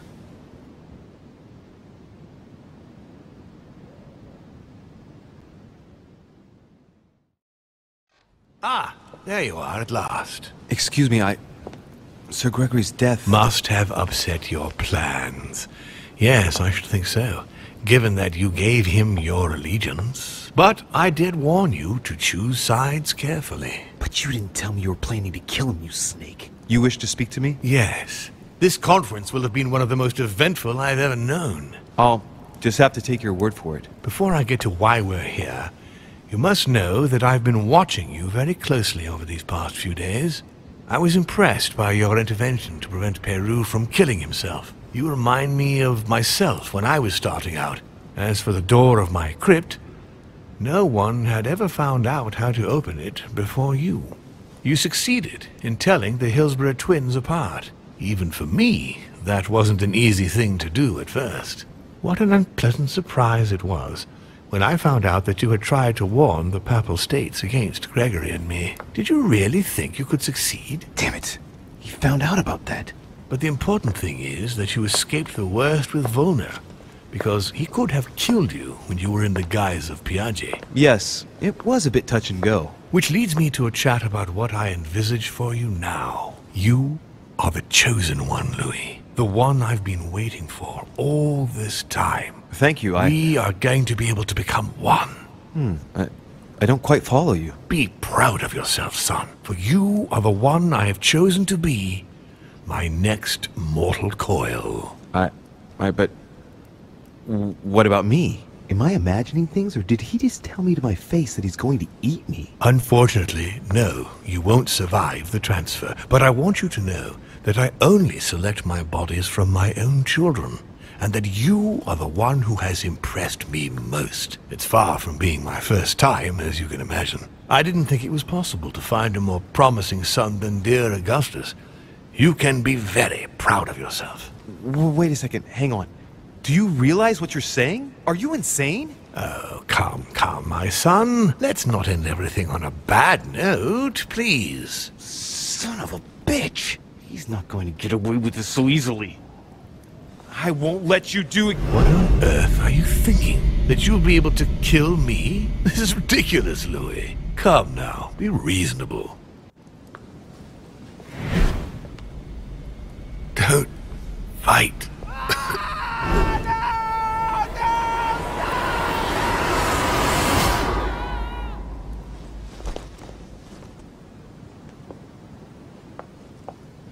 I won.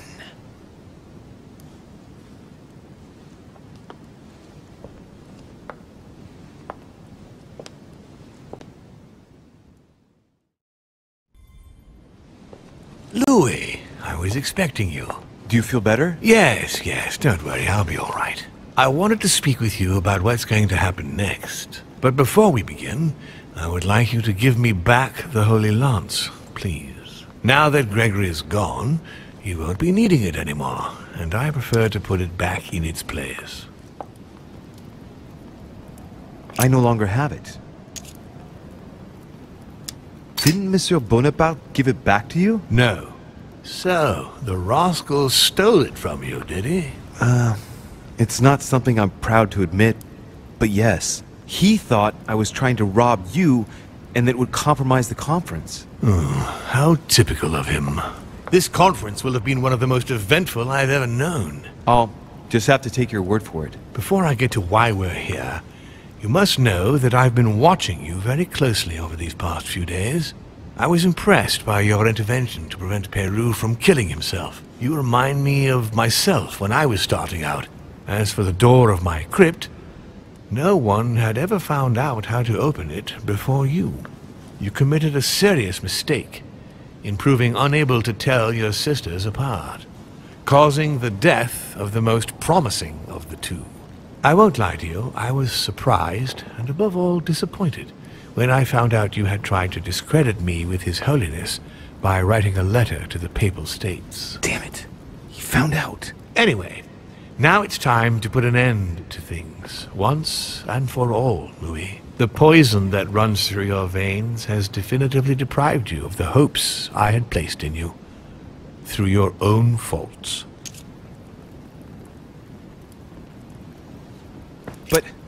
But I've always been loyal to you. I know you have. More's the pity. I'll be honest with you, Louis, though it pains me. Your body is corrupted. The poison has been spreading inside you for too long. It has already caused irreparable damage. You are of no use to me now. I beg your pardon? You see, when the time comes for me to change bodies, I usually pass into the body of one of my children.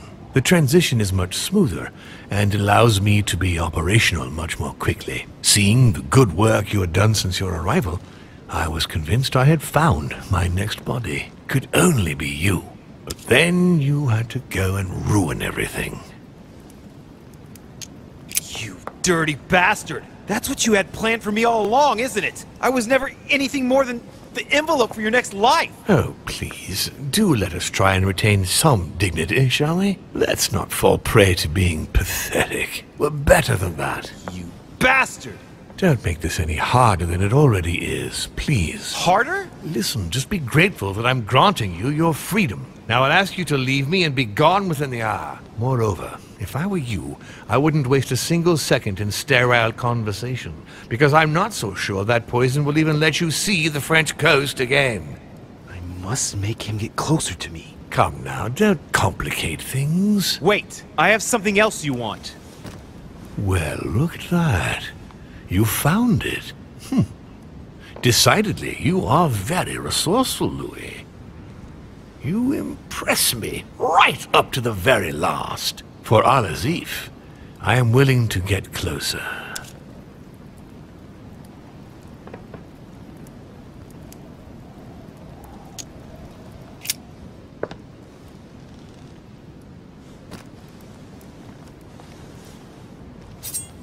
Oh, wait.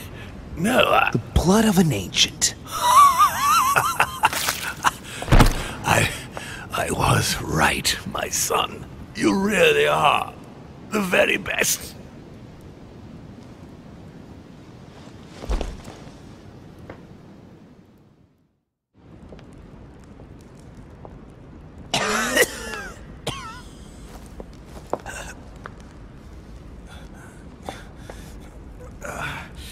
Be damned!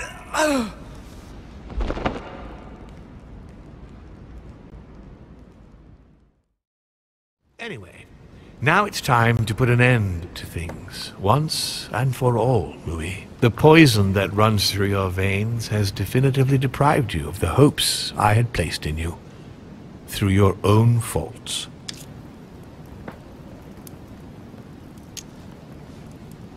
There must be an antidote, right? I'm afraid it's too late, at least for the continuation of my project.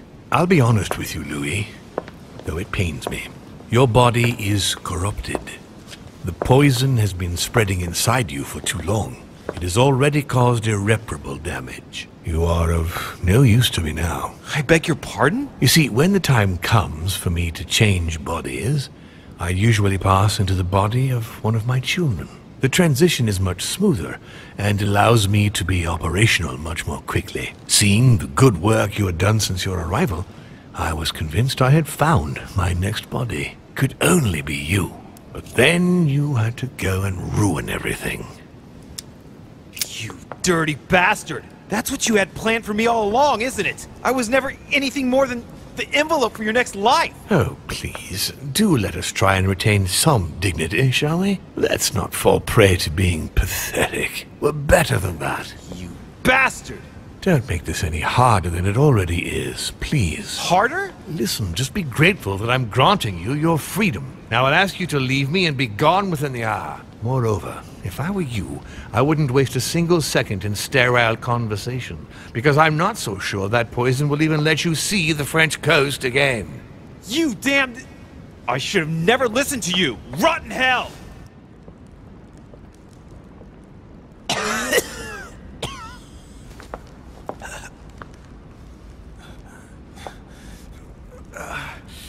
Be damned!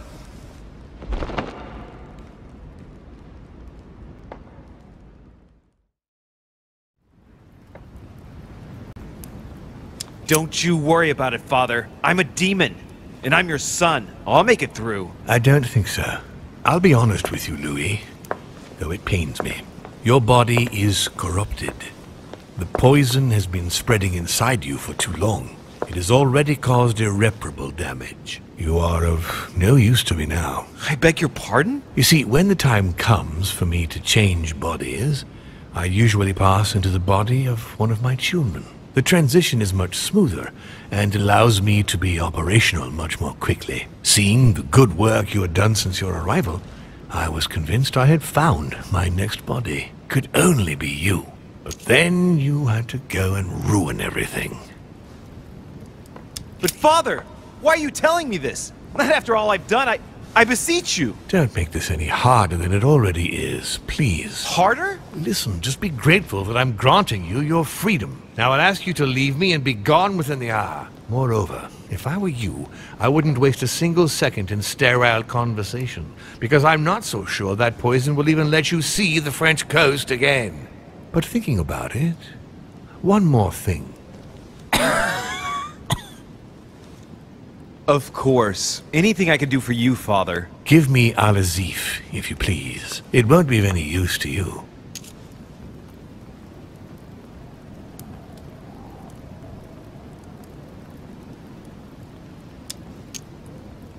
Is that a joke? Don't try my patience, Louis.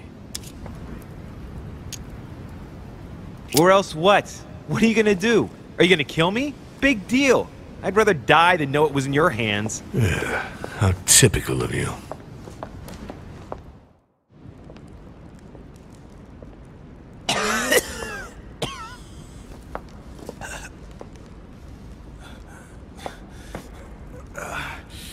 Be damned!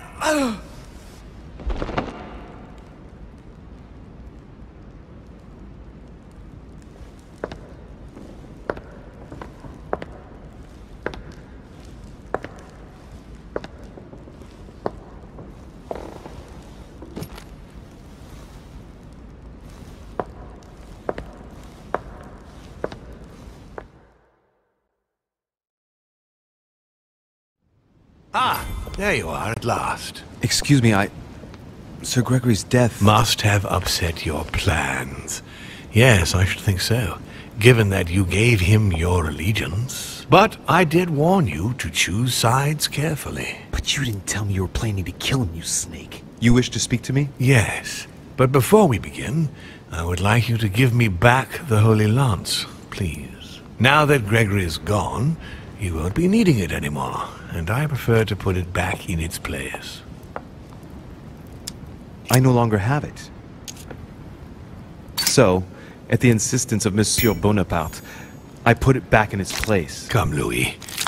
You can't do that to me. Don't be childish, please. Come on.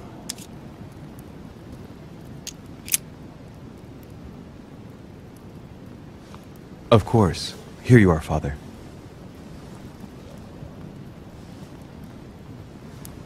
Thank you. Congratulations, by the way. You managed to find the right one among all the copies. I'm impressed.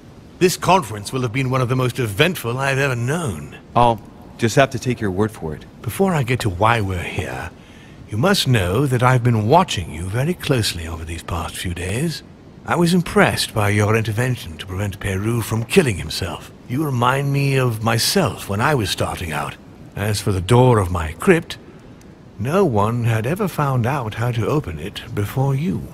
You committed a serious mistake in proving unable to tell your sisters apart, causing the death of the most promising of the two. I remain proud of what you achieved for me by falsifying that letter to the Pope on behalf of Piaggi, because I know that was not an easy task. Anyway, now it's time to put an end to things, once and for all, Louis. The poison that runs through your veins has definitively deprived you of the hopes I had placed in you, through your own faults. There must be an antidote, right? I'm afraid it's too late, at least for the continuation of my project. I'll be honest with you, Louis, though it pains me. Your body is corrupted. The poison has been spreading inside you for too long. It has already caused irreparable damage. You are of no use to me now. I beg your pardon? You see, when the time comes for me to change bodies, I usually pass into the body of one of my children. The transition is much smoother and allows me to be operational much more quickly. Seeing the good work you had done since your arrival, I was convinced I had found my next body. Could only be you. But then you had to go and ruin everything. But Father, why are you telling me this? Not after all I've done. I beseech you. Don't make this any harder than it already is, please. Harder? Listen, just be grateful that I'm granting you your freedom. Now I'll ask you to leave me and be gone within the hour. Moreover, if I were you, I wouldn't waste a single second in sterile conversation, because I'm not so sure that poison will even let you see the French coast again. But thinking about it, one more thing. Of course. Anything I can do for you, Father. Give me Al-Azif, if you please. It won't be of any use to you. Is that a joke? Don't try my patience, Louis. Take your wretched grimoire and go choke yourself on it. You can go.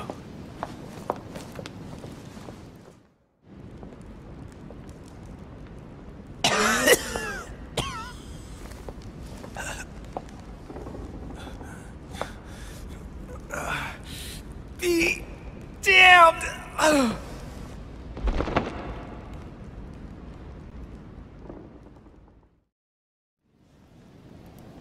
You dirty bastard! That's what you had planned for me all along, isn't it? I was never anything more than the envelope for your next life. Oh, please, do let us try and retain some dignity, shall we? Let's not fall prey to being pathetic. We're better than that. You bastard!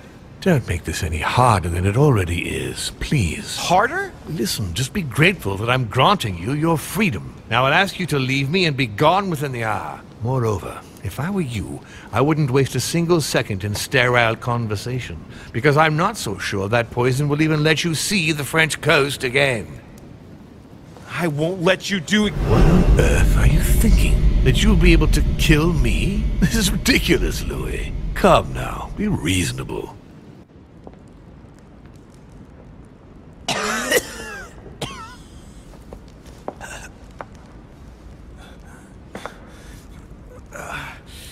Be damned!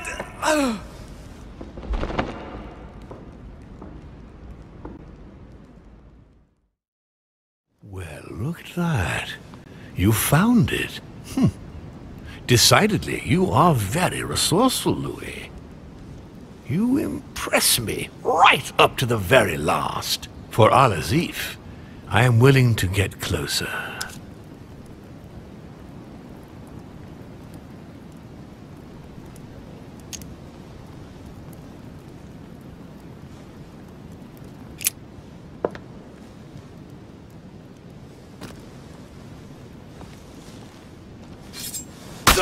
No! No, not now! You've ruined everything! Like father, like son.